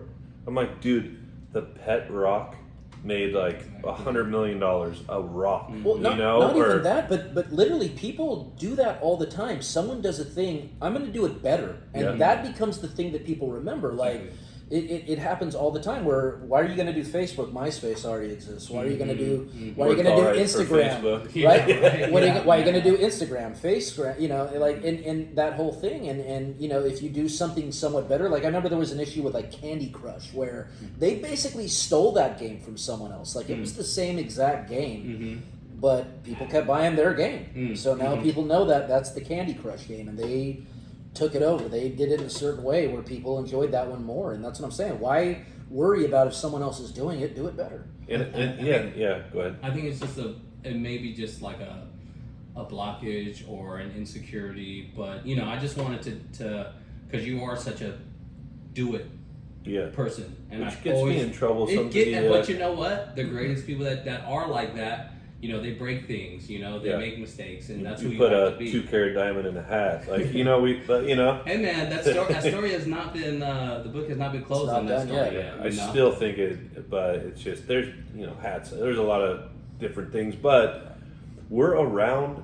We grew up in a town, Matteo, San Mateo, where we legit have these people look behind your shoulder. Brady, we have over here Bakhtari's, we have Ghazi, we have, and then not to mention we were in the fight business for 7-8 years. We have all these guys coming over here, and it's like, man, this is destined. Like we need to do that. We have a sports bar in our living room. It's like it is all set up, and the thing is, I feel like we talked about it earlier. I think the goal of any person is to do something you love and get paid for it. Yes. So I don't know about you. I haven't really talked to you since we had Max on, Max Griffin, UFC guy. He was our first guest, and I had a high afterward. I was like, this is cool. Yeah. I enjoy this. I don't know how many people are going to watch this, if we're going to make money. Whatever. If we do, great. But I enjoy this. I enjoy Joe Rogan. That's our inspiration. Or my inspiration. I don't know about you, but No, he's kind of doing He's the this guy. thing, and Yeah. he's done it the right way to show. Wow, if you have people that are insightful, asking questions, Yeah. and people that have information to give, like I mean, he brings on some really interesting people, talking about some Yeah, not Out there not stuff. some B- reality people. right. But we're working our Well, way he up. wishes he could get you on his show. We're Trust getting us. there. Yeah, right. but he enjoys it, and you can see that. Like he's natural on it, and like for us, we don't get nervous. Yeah. That's the one thing I could say about both of us. We're completely different in a lot of ways. Yeah. But like his grandpa picked him up in a tutu. My first memory, this is the honest to God truth. He knows my dad. Shout out to SW1. Steve. I feel like we're saying shout out way too much, but I'm a okay little with bit, it. a little bit. I think we're But- out shout outs. So, that's- so my Yeah, the dad's counter. Steve Ware, right? We call him. All my friends call him SW1. Just, Everyone loves him. He's like the coolest dad, and everyone's like, "Oh, my dad." he's a Like, piece of crap. Okay? Let's like- just be real. Yeah, but yeah, no, like he's the dad, right? That everyone's like, "Oh, that's your dad. That's so cool." He's humble. He created a tugboat business when I was in college. It started to, flourish, make some money. He sold it. He's in Hillsboro, which is like the Beverly Hills of the Bay Area. Goes to a country club that he's always wanted to do. He went up this Highway 92. Would see us growing up. He drove like Bonnevilles, normal cars. We didn't grow up like poor, but like normal. And now he gets to go in that country club every day. He golfs there. My mom's dream was to get a house in Hillsboro. Yeah. But the man, and back to our story, is, 6 years old is my first memory. Everyone's like, when I was 3 or 4, I'm like, how do you remember that? I remember I did yesterday, but my first memory was 6 years old in kindergarten.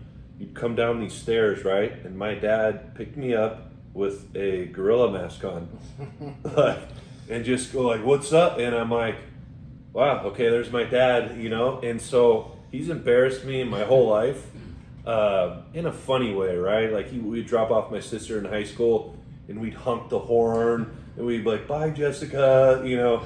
And then we would do, he'd roll up with Tupac when I was like a freshman, and he'd get all slumped back, and he'd give me like the deuces. So it seems like your dad created an environment The best. where kind of living life in a joyous way. Oh yeah. There's no better example And I than have that. to say, I can see that translated in your life, and that's probably why people gravitate towards you, because there's no better way to live than to be joyous and to be like that with your children. Yeah. That's awesome. And he's humble. Like he kills it, right? Like, let's be honest. And I never used to talk about that because He doesn't. He's never flaunted his money. It's not one of No. those things. He's not one of those guys who are like, yeah, well, guess who I was hanging out with yesterday. Like, you have to get it out of him. You know and you what I run mean? into But, a lot of that sometimes. a in the lot of business that. types, yeah. And he seems like he would be that type. I'm not gonna lie to you because he talks a lot. He's a funny dude. He's talking, and so you think, okay, this guy's gonna just talk about himself. Who's that super old golfer? Not Arnold Palmer, but Lee Trevino. Lee Trevino. So, like, I don't know, it was a couple days ago. He's like, yeah, they have a place in Palm Springs, so they're golfing. And he's like, yeah, I was hanging out with Lee Trevino. I'm like, what? Yeah. He met him down in the clubhouse, just said, what's up? And, I'm Steve Ware. They talked for like 2 hours. Yeah. Just, but yeah, he never flaunts. I mean, his best friend is Tom Brady Sr. Yeah. They literally golf all the time. Shout out to Mr. Brady, the original. Another Matteo. shot. Another shot. But it's like with this situation, it was like we don't get nervous. Like my dad's embarrassed me more in a life, but I love it because I That's can interesting because I'm the opposite. I always get nervous. really I don't Because, see that at all. So when you go up there and you perform, right? We tell you to sing. Are you nervous a little I'm bit? nervous. Mhm. Really? Oh Yeah. wow. Well, I assume it's more you want to sound good, not so much like, oh my God, I'm going to perform in front of people. Exactly. That's Yeah. a great point. Is if you're doing something that you really care about, you're going to be nervous, because if you care about it, you want it to go well. So I think what I learned, you have to learn how to position things in your mind, and so understand that the nervousness is not bad. Yeah. It's not negative. It's not something that you should wrestle with. It's something that you should understand that it's there, Yeah. be aware of it, and be okay with it. Yeah, I had this conversation with my mom, I think literally yesterday, that nervousness is okay because nervousness is an excitement around this thing. Panic is the problem. It's Yes, once you get yeah. to that mode where you're just like, I'm freaking out, I don't know what to do. That's when it becomes a problem. But nervousness is a good thing. I mean, I told you I used to do acting, and there was a girl that I acted with that had stage fright. And I'm like, you might not be in the right major, but she would go out of her way. She would have me come over, say my lines into a recorder so she could practice that over and over again. She took all these necessary steps just so she could be on stage, just so she could perform, because she did love it. She was just terrified also at the same time. And it's like, that's amazing to me, but also that's giving you energy for your performance. Like you are using that like... I have this weird belief that in life, if you're doing something scary, that it's a sign that you're going in the right direction. Yeah. So now instead, if I have an Pushing inclination yourself. to exactly, Yeah. yeah. So if you have an inclination to be fearful or you're scared of something, it's time to go and just run into it head first. And I listened to a Blinkist the other day that really helped with any type of situation where you want to perform well. Because a lot of times, what do you think to yourself? What is your internal? I'm not good enough. I'm not. Don't mess up. Yeah. Don't do this, right? Get this right. Say this right. Yeah. You know what the Blinkist offered to me? It said, instead of saying that, just tell yourself, be happy and give emotion. That's what I tell myself when I sing now. It's not, oh, you're going to miss the note. Oh, you're going to say the wrong word. It's be happy, show emotion.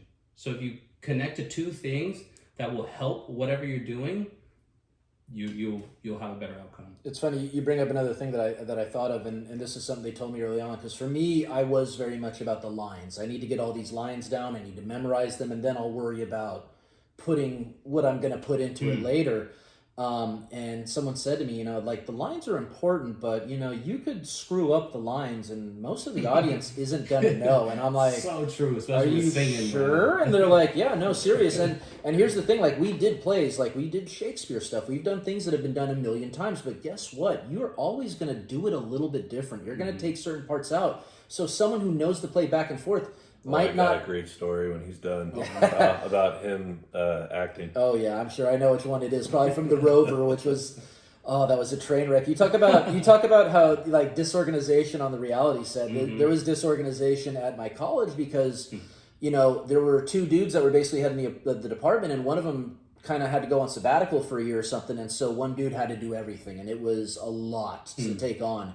And we were in this show called The Rover, where we're basically pirates. That's the one you're talking about. Is that where we showed up with a couple of six-packs? Yes, that was definitely the show. There was like 20 people there. We were like 10 of us. We were like half the people. You went on one of the busy nights. I'm dead serious. Yeah, he was on a college play. And I'm like, man, my buddies and I, we got to go to this. So we grabbed a couple six-packs. And, sorry, Mom, I was like 18, 19. Yeah, right. And then we're there in like the second row, like, throwing down beer. Oh no, we're down a little bit. You guys were way in the back. Yeah, and there's like six of us. And I know you were in the back because a couple of those cans or bottles kept rolling down, and you could hear it. But it was bad. It was really bad. And everyone's like, "Tim, those are your friends, right?" I'm like, "Yeah, of course they are." But yeah, like we said earlier, people should wait till 25. Yes. Except for yeah, but it was such a fun time. But no, there was some really bad stuff that went on with that show. One of my favorites was, I think we had a cast of almost like 15 to 20. I mean, we had every drama major had a part in this show. And there were many nights where there were more of us on stage than where there were in the audience. And there was one night where there was about 4 people in the audience. 2 of them were my parents. And my mom is sitting... Marianne, Grizz, thank you. Hey, great experience. But my mom is sitting in the second or third row. And, I'm doing my thing. And all of a sudden, I see a little bit of that going on. I'm like, oh my God, we put her to sleep. Like... And she's only like 45 at this point. It's not like she's a grandma.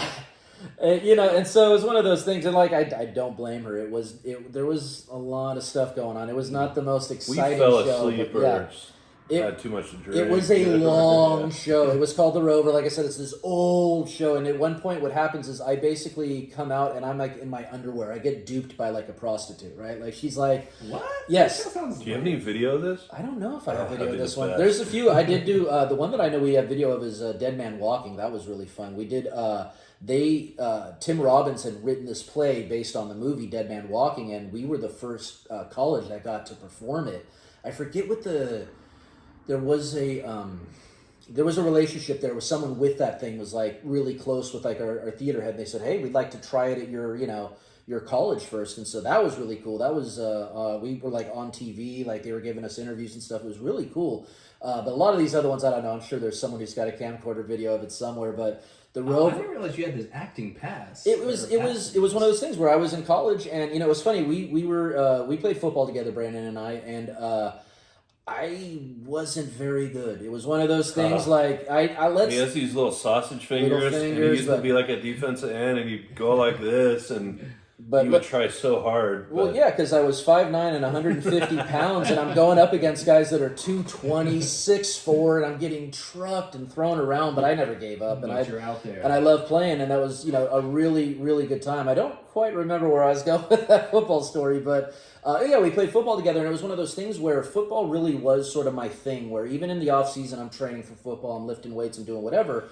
And there were other opportunities to act, and I always turned it down. And I was like, I don't know. And people always said, oh, you should do that. You'd be good at that. And I'm like, but I've got to play football. And they're like, but you suck at football. Why are you? I swear, like, during the time we all came up, we all were like, yeah, I'm going to play football. I played football in high school. Yeah, I had to be 1 year college a little bit. Did you play? Where did you play at college? American River College. Okay. Yeah. That's still a good program. Yeah, What'd you play? I tried to play linebacker. All right. I played linebacker in high school. Yeah. And then I was like, all right, these dudes are too big and fast. Yeah. Oh, dude, I went to college. 'Cause you're in high school. You're like, I'm going to the NFL. That's the thought. As soon as I got That's to the college, I went to like a really small school, Azusa Pacific. APU. But we had a lot of guys that came out of there. We had this guy David Canales was telling you about. Played with him. He's the offense coordinator for the Bucks. Trying to think Christian Okoye, Nigerian Nightmare. Yeah. But I remember the first practice. I'm like, oh, I'm at a smaller college. Like I had the chance to go to really bad Division I or a smaller school, and like, oh, I'll go to the smaller school. I'll be the man. No, I get on there and I'm like, all these guys are all state, all everything. Everyone's tight. And they're fast. And I'll never forget, it was a spring ball game. And I was playing slot receiver at the time. So one of the big slot receiver, I was like David Boston. I remember him. Yeah, dude. I go across the middle. I'll never forget this guy, Dom. He was Olympic track runner for Haiti.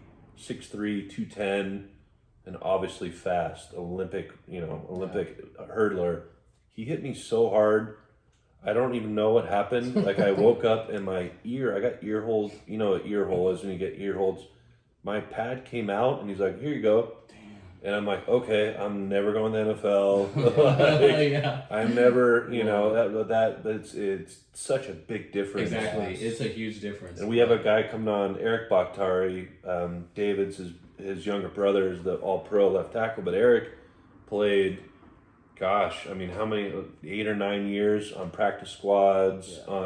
We played against him at college at the University of San Diego. But, I mean, it's just crazy. I was really interested to see his, because then it's like, okay, you're in pros. Yeah. And he went from the practice squad, active roster, practice squad.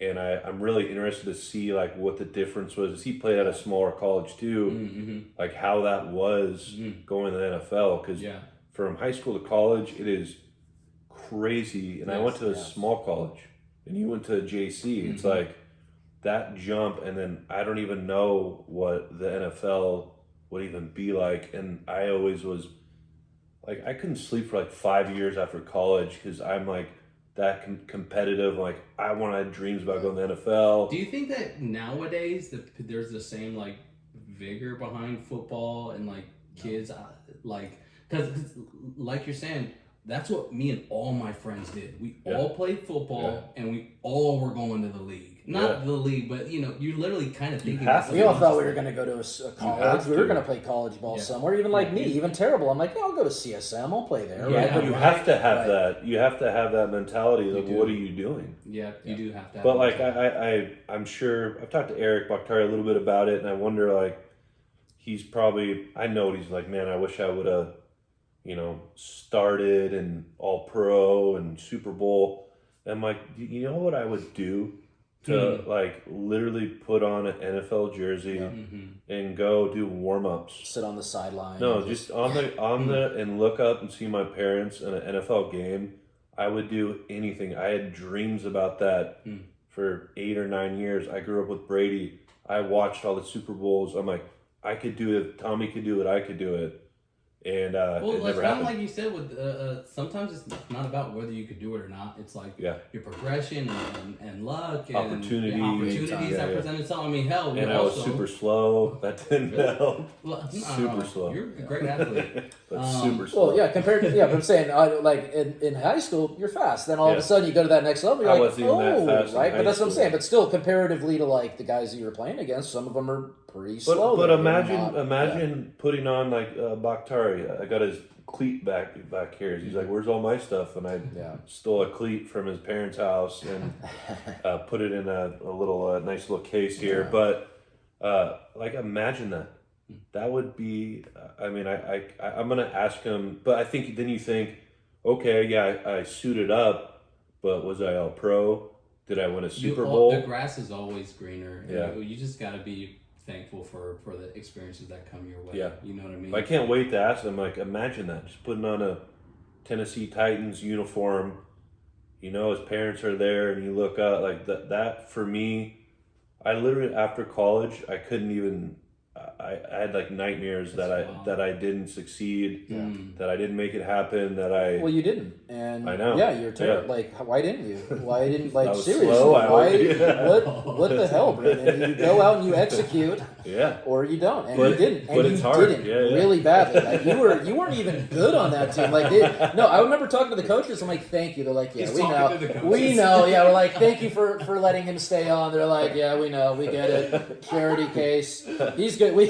They always had a guy that would like, hey, let's play some I was hitting a team drills, manager. right? Yeah. But it He was was- doofy. No, like yeah, no. But it stuck with me for years. It was like That's wild to it be. still bugs me, Hmm. and it's been 20 something years. And my niece Ashlyn Johnson, she's a ranked junior golfer. She's in Brazil, Hawaii, doing Olympic golfing.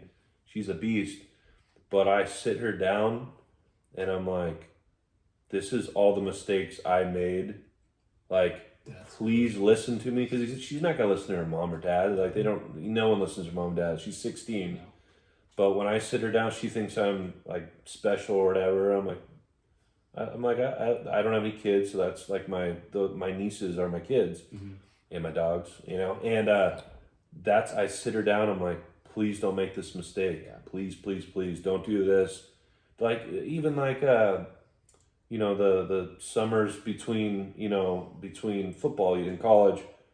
Like I'll never forget this. It still bothers me. Instead of going up to Washington and training with my quarterback, which would have been the smartest, building chemistry, and I went to San Mateo back home and partied with this guy.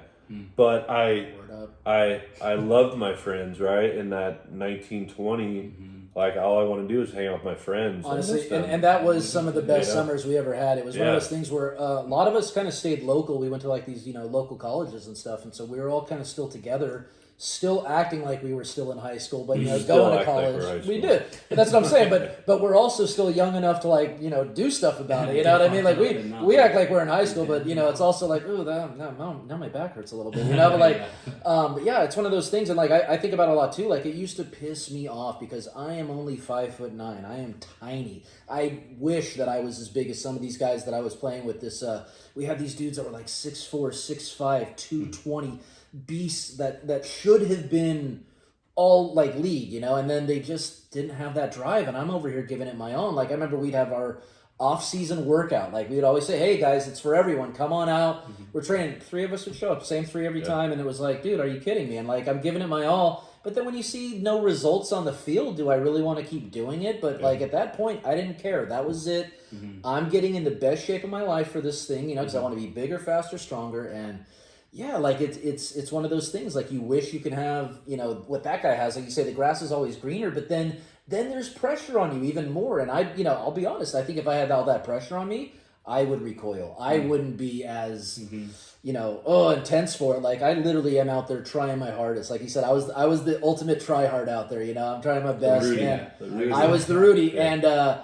and I just, I didn't have the athletic ability. And But that, you know what? There's so much that you guys have drawn from that. Big time. There's so much that from my time playing football, just, going through adversity and playing till there's, zeros on the clock. Yeah. And working side by side with Buddy, someone. yeah. Like Traveling, all that stuff. there's so much that you've gained from that and you've brought to other areas Well, of you your go life. through camp, you go through, and I'll never. I was talking to my girlfriend about this.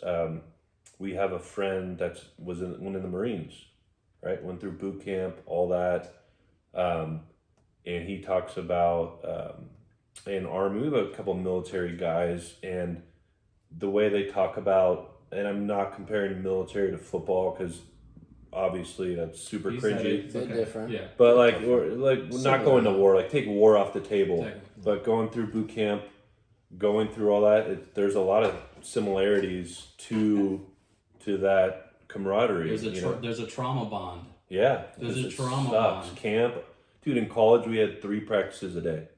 Oh my God. Like it was. These guys That's what got me out of triples. it. I was like, come on, y'all. I need my biology But degree. but I gotta do this shit. it weeds people out, and it's that's what boot camp does. Same kind of thing. But and again, I'm not comparing the war part. No. That is not like or any sport has nothing on that. And I will definitely not compare the courtship to war. But when you go through stressful situations with people, you bond with them. Yeah. And that's why a lot of the people from the shows that have been on, we're still friends to this day. We're probably friends for. And that's why you think a war guys. Everyone has a buddy that's been to war, right? Yeah. They're the most loyal, loving people ever. Because it's like, imagine the small snippet we got of camaraderie and all that. Yeah. Imagine people trying to kill you. I mean, that is a whole nother bond that I'll never understand. We have a guy coming on June 9th. I was telling you earlier, he literally snuck into Iraq. He was in the army, was a, what was Army he? Ranger, I believe. No, he wasn't a ranger. He was into Iraq. So he was an infantry, airborne. He was one of the most badass. 9/11 happened. He joined right after. He's like, screw it, I'm going. One of those guys. And then fast forward, like, I don't know, it's like 5 years ago. So we're not supposed to be over there anymore. He sneaks into Iraq, gets caught on the first flight from Denver, right? They're like, we know what you're doing. Like, why are you going to Iraq with night vision goggles? So they take his passport for a year. They try to figure out what are these guys doing. Gives his passport. He's like, I'm going to go visit Iraq with a straight face for vacation. He's like badass, to Homeland Security, whoever it is. Gets the passport back. He calls his buddies, like, you ready to go again? They go again. They finally make it through. And he's fighting ISIS with the Kurdish army. And he leaves his corporate job, leaves everything for free on his own dime to go fight ISIS, because they killed a bunch of his buddies when he was there in war, and he wanted a couple more of them. If that isn't badass, I don't know. So yeah, that's gonna be June 9th. I'm totally excited. I've heard some of the story, but such a cool story. But it is, and it's crazy that you would say that football players are just the same as soldiers, because you did say that. No, I remember you said exactly the same. But no, it is funny because I don't know if you're aware of this. Like, a lot of sports were created by the French army. It was one of those things that. I did not know that. Yeah, so these are the stuff that.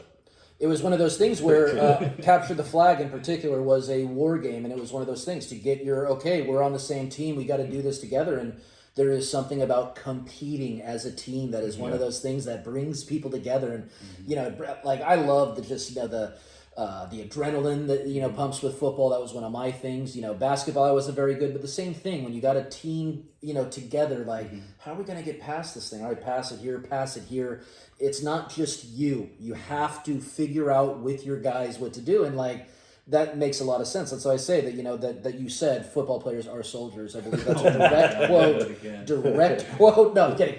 But no, I'm trying to remember who was that football player who was like, we soldiers out here. Kellen Winslow, yes. And I'm like, he went crazy. Right? That was a bad look, I buddy. think he's in prison. Yeah, he like raped, I don't know, like an 80-year-old or something. This took a turn. Yeah, I think he had really bad CTE. I think he got charged and convicted for Aren't raping. you part of a Where does it? foundation? Yeah. Oh yeah. As I'm just sitting here dizzy. Well, then you talk about like our generation playing football and all that. It's changed. It has definitely changed. I wish I would have played golf. I made fun of golf. Like, growing, like, oh, you're a pussy if you golf and not play football. Right. I would have done anything just to play golf. Because everybody I have that played in college, their knees messed up, their back, their neck, CTE, like. You give a lot. There's so many stories of people. But you don't know. I didn't know. But that's the thing. You have to love it though, because it's probably not going to be worth the physical and things that come out of it. But you better be getting the other things. You better be getting the endorphins. You better be enjoying the hell out of it while you're doing it. Because like, same thing for like until you're 55 and you can't play with your kids. I remember watching the last 40 foot. Yeah, right? I remember watching 35. Yeah, the last Jackass movie, and those guys are decrepit, and they're probably only in their like 40s or 50s, but they look like they're 90 because of the way they beat their body up over time, right? But that's what I'm saying. I hope you at least enjoy it while you do, because if you don't get anything out of it, you got to at least have the memories, have the fun. But the problem is, we didn't think about that. No one did. Like, I didn't think about injuries or head trauma or... I thought a little bit about it. I'll be honest, because I do remember. Never did. I remember one game because I remember witnessing what a concussion did to somebody firsthand. No, dead serious. Like, this was our junior year of playing football, and we were going against our rival who was just crushing us for years at that point. You know what I mean? Like, it was one of those things where, like, even our best players, when they didn't make grades, they would just go to the crosstown school and they'd somehow make grades and they'd be able to kick our ass. And so we are losing. I'm pretty confident it was 42-0 in a real nail biter. in the fourth quarter. And I'm talking to my buddy, and I see him wiping his face on someone else's jersey. Like, he's just, like, wiping the tears out of his eyes. He's doing all this. And I go, hey, buddy, are you okay? He goes, oh, dude, I'm great. And I'm like, okay. He goes, yeah, dude, we got 4 quarters to go. We're right back in this. And I'm like, medic, we need to talk to this guy. Dead serious. And I didn't know at the time what that was. But I was like, dude, what is going on with him? And then I'm like, okay, I remember seeing, like, because we always watch the films of our games, and, like, he did take a pretty solid hit right before that. He was offensive line or defensive line at the time, I can't remember, but he was gone. It was not him who I was talking to. This was like a weird version of him, and I know he was saying he was seeing, like, stars and stuff, but... We've learned a lot about a lot yes. since over the past, I mean, with social media and us being able to disseminate information so freely amongst each other. We've learned a lot, and like you're saying, it wasn't even a thought. I witnessed someone in high school have a concussion, and he literally didn't even know. Yeah, it was literally like, oh shit, okay, he's out the game. Yeah, but no, you don't go out the game even if you have a concussion. Yeah. You're a pussy. He did not go out the game. He literally tried to get right back in. I'm like, no. I still have that mentality when sometimes I'm bet on games and I see someone like tweak something or like hit, and I'm like, man, get up. Like, if you can get up and walk away, that's my mentality. That's what I grew up in. Like, why are you on the ground? If you're on the ground, like, stretcher or, like, you're really messed up. But we didn't, like, you literally have the whole sideline looking at you, judging you. Like, are you going to be a pussy and not keep playing? That was the mentality. There's for sure a balance to it now, and I think there's a healthy balance to it now. But also, people aren't playing football like they used to. Or playing sports or being as active or physical. The one thing I'm really happy about, because I have 2 nephews that I went to go watch, they were playing football, and they do flag football now. That's really taken over as far as the main thing, because we don't, and that's the thing. No, I know, and honestly, flag football, people still get hit hard because you're trying to grab that flag. You don't realize that other part of their body is still moving forward. You get hit in the face, but I did notice that's a big thing. Like, Pop Warner is kind of getting phased out, and I really feel that it should, because there is no football at 25.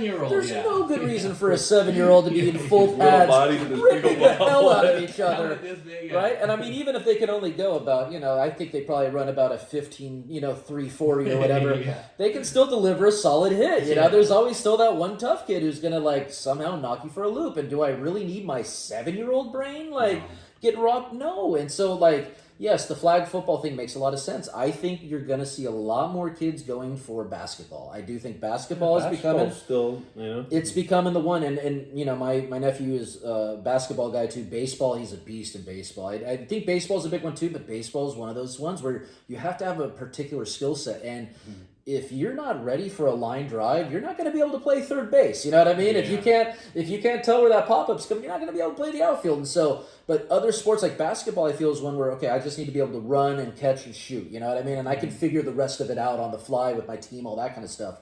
I always said that my students asked me this a long time ago, if you could be a professional athlete in any sport, what would it be? And I said basketball, because less chance of injury, way less chance of head injury. I'm going to make a ton of money doing almost nothing. Like, I'm not going to be LeBron James. I'm going to be, Chris Humphries. I'm gonna be the 12th guy on the bench, and that's what I'm saying. And I will be making all kinds of money, and all I got to do is shoot some warm ups. Maybe I got to go out there and guard somebody, but whatever. That's like the backup quarterback being like, yes, right. And that's what I'm saying. Like, that's a great spot to be in, a backup quarterback. I mean, more often than not, you can make millions of dollars without ever playing a snap. Like, and when you do, and it's not, and even not just make it through camp. And the snaps that you do play aren't like intense ones because you're up 45-12 and you're you're just in there like, okay, let's just, whatever. But I this is a telling story. I was talking with James Irvin. He's a UFC vet. He did like the flying knee. Oh, He shit, fought yeah. Anderson Silva. He was a big name back in the day. Great guy too. I played football in college with him, and I remember we're talking about when all the CTE stuff was out, and I'm like, what do you think's more dangerous, MMA or college football? And he's like, dude, college football. He's like, you can't tap out in football. Like, I go across the middle about to get killed, like, nah, I'm cool. Tap out, like with MMA, yeah, you get knocked out or you get submitted, but it's not constant trauma over and over and over again, and you can tap out. You can't tap out in football. I always thought boxing was maybe the worst too, because that's constant head shots. And I do think MMA, and that's another thing too, like we were talking with some MMA guys, I do think MMA really is the future, because you can have such an amazing skill set and you can make it work in MMA, whereas boxing, you got to just know how to punch. You got to know how to dodge a punch. Yeah. Like, these guys that are able to like take people down and like... And that UFC market, I feel like the MMA market is overtaking boxing. Like, boxing is very boring niche now. Yeah. I don't ever watch boxing at all. Yeah. When we grew up, there that heavyweight division was so fun with Tyson and Holyfield and Foreman. Got that the other day. Yeah. To this date, I still think Tyson Holyfield one is my favorite fight that I've ever watched. It was so exciting. Like, these two heavyweights were finally going to get to see, because that was going to be the fight for years. And then he went to jail, and then this happened, and then finally it happened. And oh my gosh, just the excitement around that. There've been a few. It was the Tyson Holyfield. It was not the ear-biting fight. The ear was the best one. That was the second fight. But that's what I'm saying. The first fight was great. It was really good. It was really competitive. And Tyson did lose. And we should ask Max about the ear thing. Oh, yeah. So Max was he was on last week, and he elbowed someone so hard in the UFC cage, his ear came off. Like, his ear was like dangling off. That was Max. I saw that. Yeah, he was he was here, and we talked a lot about. He's got like a tattoo of an ear on his arm. Yeah, he's pretty sick. It's like, but it went on TMZ, went viral. Like, I mean, he was in the UFC. He's fought. How many times did he say? Like, he's been in the UFC 15, for like 7 years, 14 fights, I think it was. Yeah. So he literally told us the whole story about he elbowed the guy in the ear, in his ear. He came back and he had blood all in his face and his mouth, and he's like, oh my gosh. Yeah. Literally said that. Yeah. And with like the guy's ear coming off, and they called the fight. So there was just like a black cave here, you know what I mean? Like, it wasn't Still better than boxing. right, but that's what so better. Yeah. Still But because Tyson was like, there's once in a lifetime fighter. And that's what I'm saying. And nowadays, I mean, honestly, Floyd Mayweather was the only So great boring. call. And like I said, all of his fights I've been watching, I'd be like, this is boring. And like, Thank you for saying that. like, I mean, I So boring. I gotta call a square and a circle a circle, and like I get like they create the show, and most of it is people wanting to see him get knocked out. Yes, they're jerks. I wanted to see him lose. Knocked out. No, he's knocked out. Yeah. I wanted to see him lose because I hated him. I just thought he was such a cocky, arrogant person. But also, I had tremendous respect for what he does as far as dodging. I'm like, wow, this guy's really good. But I hated that he could kind of just. I got tremendous respect for it, but I'm not paying $69.99. No, not anymore. He shouldn't be So I getting said after a $100 couple- million for that performance. No, Like a car, it's like what your brother does, and give him $100 million for your brother. Like, that's what I'm saying. I don't like. Someone was talking about the heavyweight division the other day, and they named some names. I'm like, I don't know who these people are, and that's Tyson just Fury. the heavyweights. Like, I know Tyson Fury, I know Deontay Wilder, good, and that's about it. And I don't know the Klitschko's. Are they still in there? I think they're done, right? Probably 10 years ago. But that's what I'm saying. I don't know any middleweights. I don't know any welterweights. There was always someone. There was always Julio Cesar Chavez. There was always Marvin Hagler. There was always someone in Sugar Ray Leonard that was tearing up a division that you were like, this is exciting. Those guys are now MMA now. So more fragmented now because. I mean, boxing was on, pay-per-view. Yep. We had this box that everyone, had 70 channels. remember that black box that you get all the free stuff? Exactly. Yes. And the squiggly little... Yeah. What are you talking about, Neil? I have no idea, Yeah, Nate. Let's get into that. No. And now, Red there's Shoe so Diaries. many things going on. Silk stockings. Yeah, right. Was that a show? That was on Red Shoe Showtime back. Oh, Red Shoe No, Diaries. that was Oh on my God. USA, wasn't it? I was weird. I watched Real Sex. No, they were originally on. Real Sex, They were originally on the big ones, and then they went over, the Emmanuels and shit like that. Emmanuel in I remember space. No, that's bringing back some memories, man. Yeah, Being like the 15, squiggly lines. 16. Oh, I think I see it. I think it's working. But yeah, There's like a boob. Is Yeah, that right. a boob? I Yeah. think that's a boob. But yeah, like you said, these were major events. We were all getting together. Hey, let's Yeah. get together. There's a boxing match on. Yeah, I know. Let's go. And now it's like, hey, did you see that boxing match? What? There was? I didn't even We know. all have that annoying friend that's like, no, boxing's the best, Yes, and like everyone tries has to that convince us. Yeah. And they're like, yeah, we're gonna go sit in the garage and have chips and have a beer. It's you know the fight's coming. I'm like, no, and then I go there eating the Pringles chip or the Lay's chip with onion dip, and I'm like, dude, this sucks. Like, no, like it's so technical, and I'm like, it The sweet sucks. science. I don't like it. Yeah. I want to see But someone you know knocked what? out. I mean, I think like you said, we're used to heavyweights back in the day. Yeah. Fights were a little more exciting. Yeah. And we're desensitized. We're used to MMA now. Yep. You know, we're desensitized. But MMA is tough. Like I was telling Max, so this is what everyone says. Like when everyone complains about the judges, right? Well, we shouldn't have left it in the hands of the judges. You should have knocked them out. Exactly. And you know how hard that is in the UFC. How like good they are. Like everyone's a beast. Mm-hmm. And we were talking about it with Max, and it's true. Sure, I can say it. Like, well, if you don't like the decision, you should have put him to sleep. Yeah. Like, you know how hard that is. Yeah. He's like, you don't think I tried to do that the whole entire fight? Like, I'm trying to do that, but these are the best fighters in the world. Yeah. But now I think MMA, you're appreciating it a little more. Like, even when they don't get knocked out, you're looking at the jiu-jitsu, the transitions, the wrestling, the footwork. There's so many disciplines now, and people are more educated about it. Like, just because Thanks to like a Joe Rogan who kind of has made it mainstream. Joe Rogan's pretty much just the man in all aspects, right? Yeah. Like, we're here, honestly, be real, because of Joe. Like, I'm JRE. Joe Rogan. Yeah. Joe Rogan. I listen to him religiously, and he is so well educated. But the thing about Joe Rogan is he can relate to anyone. Yeah. He can relate to a reality star, Yeah. to an MMA fighter, to a NASA scientist. And he's not, I would say, like a genius, No, not at all. But but he's really smart. He's a genius at relating to every guest. But with him too, it's his curiosity. Yeah. He's a curious person, so generally he wants to get like, hey, I want to hear more what about does this this. mean? Like, Yeah. tell me more about this. Let's get into that. Like, he's had some really fascinating guests on that show talk about some things. But not Nate Shanklin. not, Bullshit. not. I mean, Don't think not so. yet. Let's be But real. can they write with the quill? I don't think so. Yeah, exactly. While riding horseback, shirtless, while singing But "I'll the- make love to you." No, I don't think so, buddy. But We got him. But to circle back, it is interesting. Like, I think a lot of people out there want to hear the reality. Reality TV's everything. I'll be honest. Like, my girlfriend always makes fun of me because I don't like, all the dragon shows and like the Lord of the Rings and Hobbits and all that The stuff. attention span shows. Well, yes. no, it's the fantasy, like I want something that's real. That's real because I've been. But then you watch reality shows, which we know It's is not real, but we Yeah. think it's real. And But they are real people. I mean, that's the thing. Like, Yeah. even though you are, like you say, kind of playing a part, it's still Yeah. you. It's still you doing these things. It's Exactly. still, But and- it's everywhere. It's everything is reality, There's And so many shows. I watch reality TV 90% of the time. Jersey Shore. I mean, are you kidding me? Like, Sammy Sweetheart's coming back.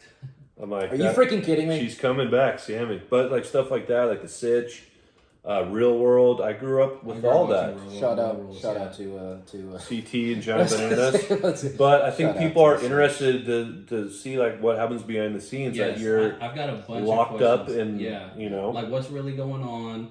locked up in a hotel room and you can't leave. No phone. No, like don't talk. Like they shower you, put like a bucket of water on you. I feel like you got something here. This could be a thing. Like the next reality show could be like, hey guys, we're doing this thing and we're gonna go and then we put them in the hotel rooms, but it's actually an escape room. They actually have to get out and they start panicking. Like stuff like the lights go out. You're like, okay, what the hell? Like you wouldn't know. Like that's what I'm saying. That would be completely out of nowhere. You would not know what's going on. And There is a fascination with reality TV and what happens behind the scenes. Yeah. Big Like, is it time. real?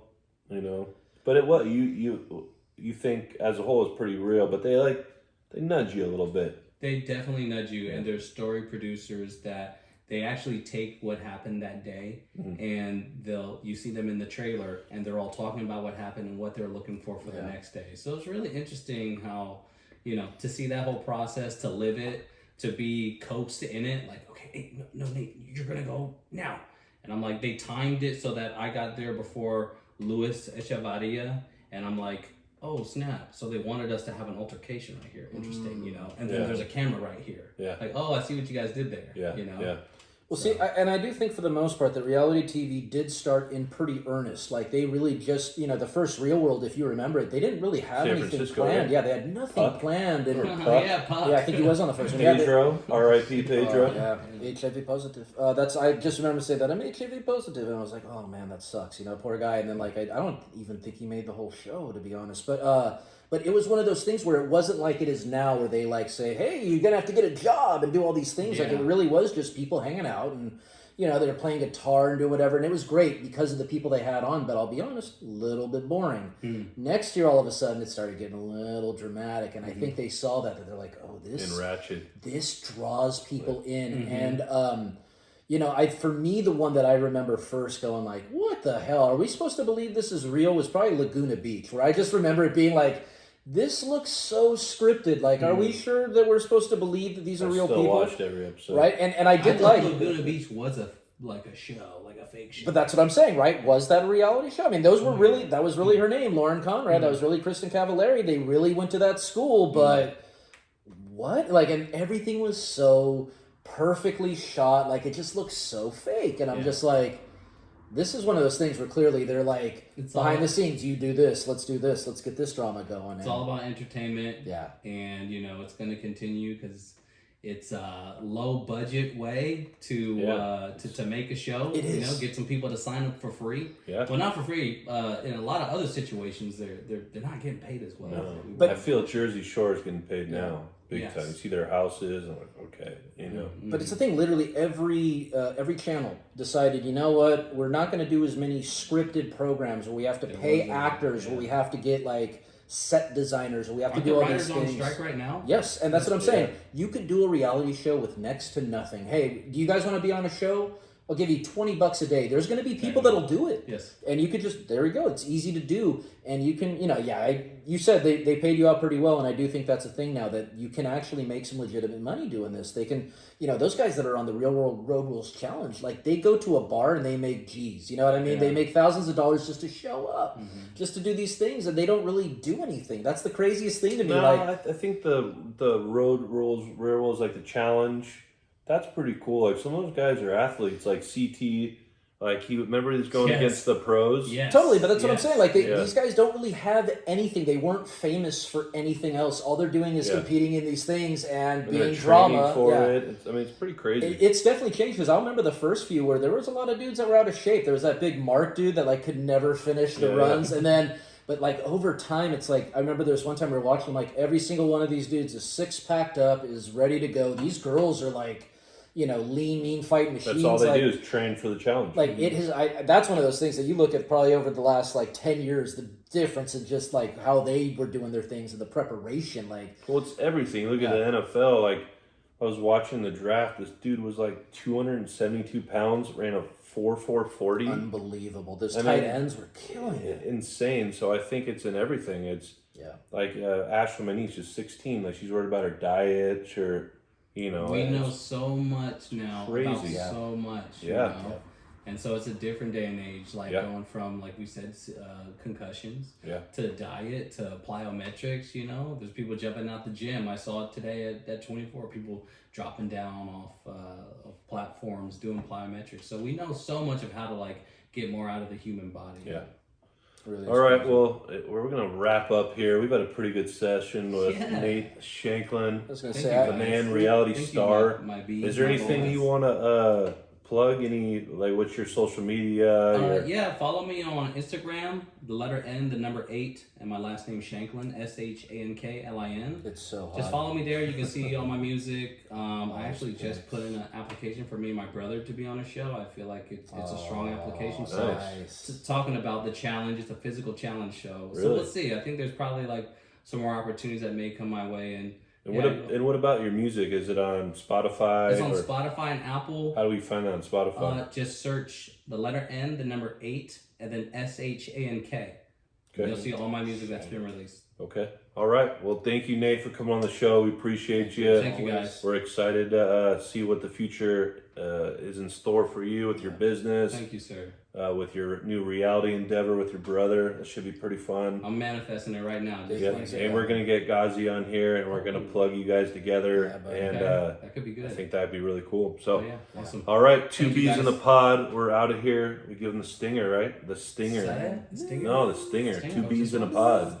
The bees. Blessings. What's the Stinger buzz? out. What's the buzz all about? What's the buzz? Anyway. All right, guys. Till the next time. That's it. See ya. All right.